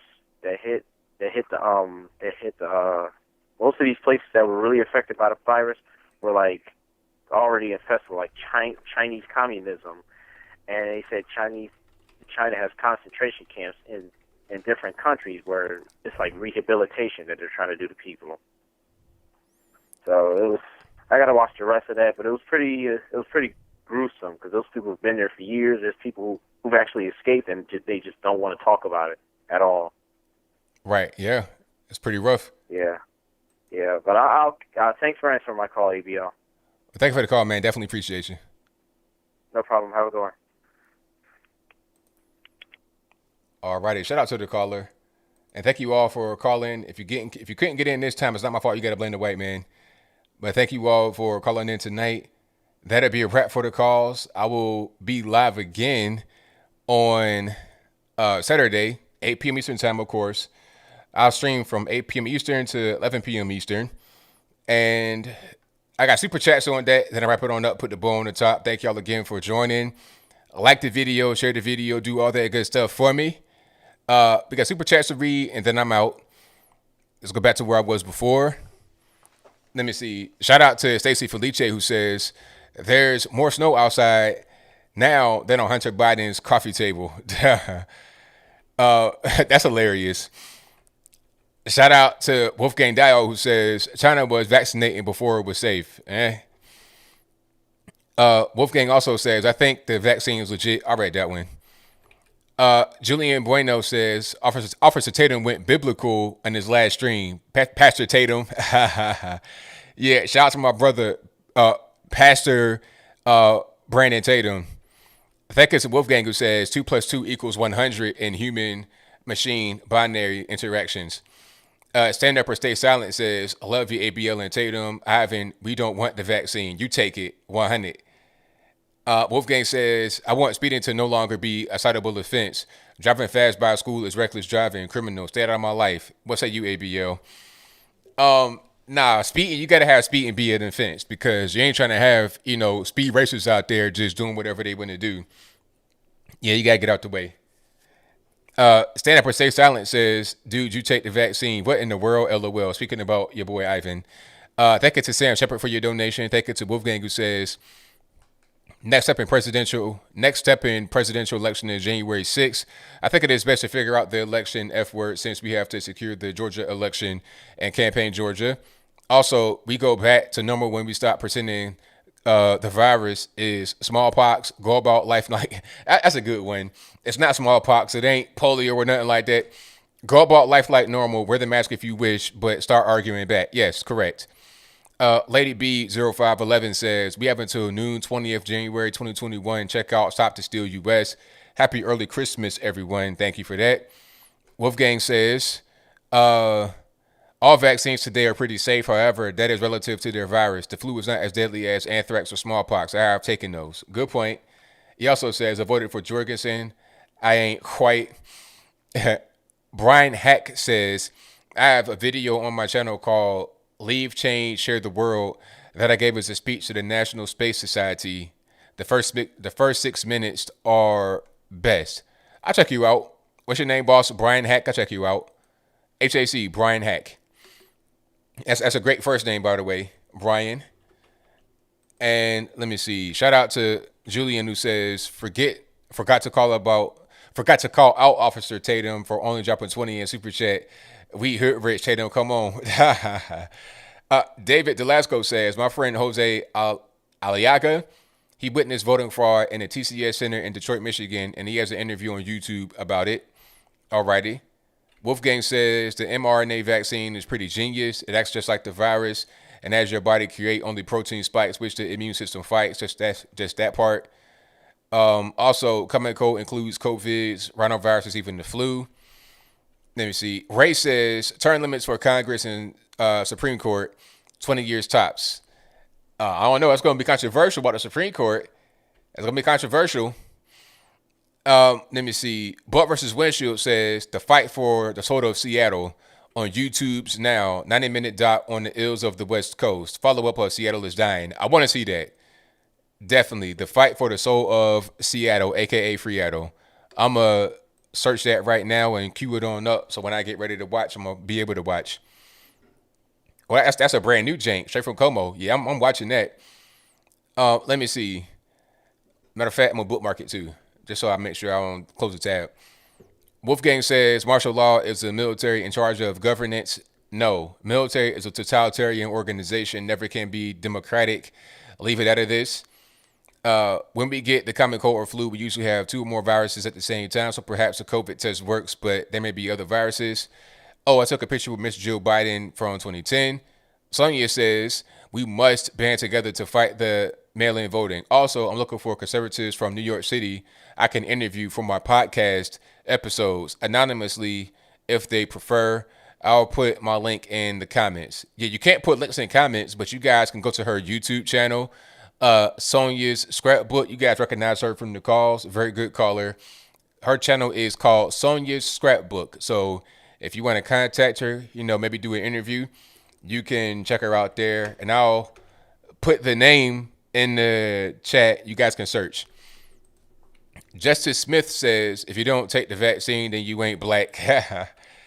Wolfgang says a few things. The worst place in cities tends to be MLK Drive. Facts. Big time facts. That's where you might get shot the first. It immediately is MLK. If somebody says, hey, I live on MLK, come through, I'm like, no, I'm good.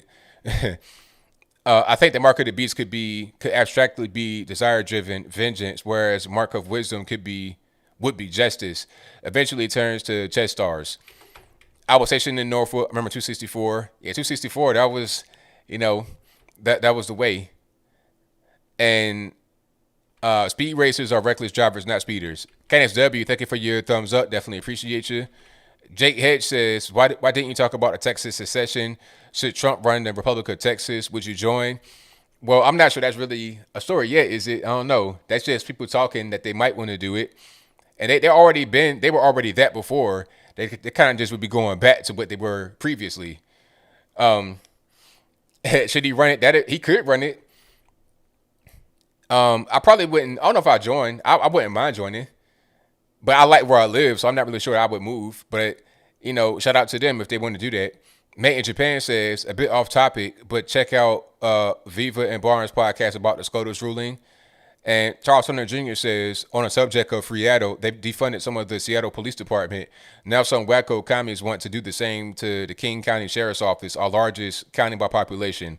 Terrible. So not only do they want to hit the city of Seattle, they want to hit the county surrounding it. Terrible. But that's how they do. Because they realize if they can defund the city, then they can defund the county, so the city can't rely upon the county to do any kind of policing, which is probably what they would do if they defunded the police. They're going to try to just push the burden on the county. Terrible. All right, that's all I got for tonight. Thank you guys for being here. You guys are the best audience anywhere on the internet. Shout out to the mods. Charles Hunter Jr., Zedouch's King Sword, thank you, boss. Rapper 10,000, Killer Sushi. All you guys do a great job. But I'm out. I'll be back live again on Saturday, 8 p.m. Eastern to 11 p.m. Eastern. And this particular show and all my live streams will be available on your favorite audio streaming platform, whether that be Spotify, Google Play, Apple, iTunes, Stitcher, Spotify, Anchor, wherever it is. A link for that will be in the box. You can also search for my podcast on your particular platform of choice by using the search term ABL Live. I should pop right on up. And thank you to Jake Hedge for the last man super chat who says, love you, ABL. Join Republic of Texas with me. Hey, you know what? I was just in Texas recently, and I like it. I was in Dallas. Shout out to Dallas. I like Dallas. I like Dallas. I've been to Dallas and El Paso. I want to go to San Antonio and Houston too. So I enjoyed my time in both places. Really, really good people, good food. I enjoyed it. So I like to visit, but I like where I live too. So if I can get a dual citizenship between Texas and the U.S. of A., then we good money. All right. So that'll be a wrap for me. Until next time, y'all be safe. I'm out. And peace.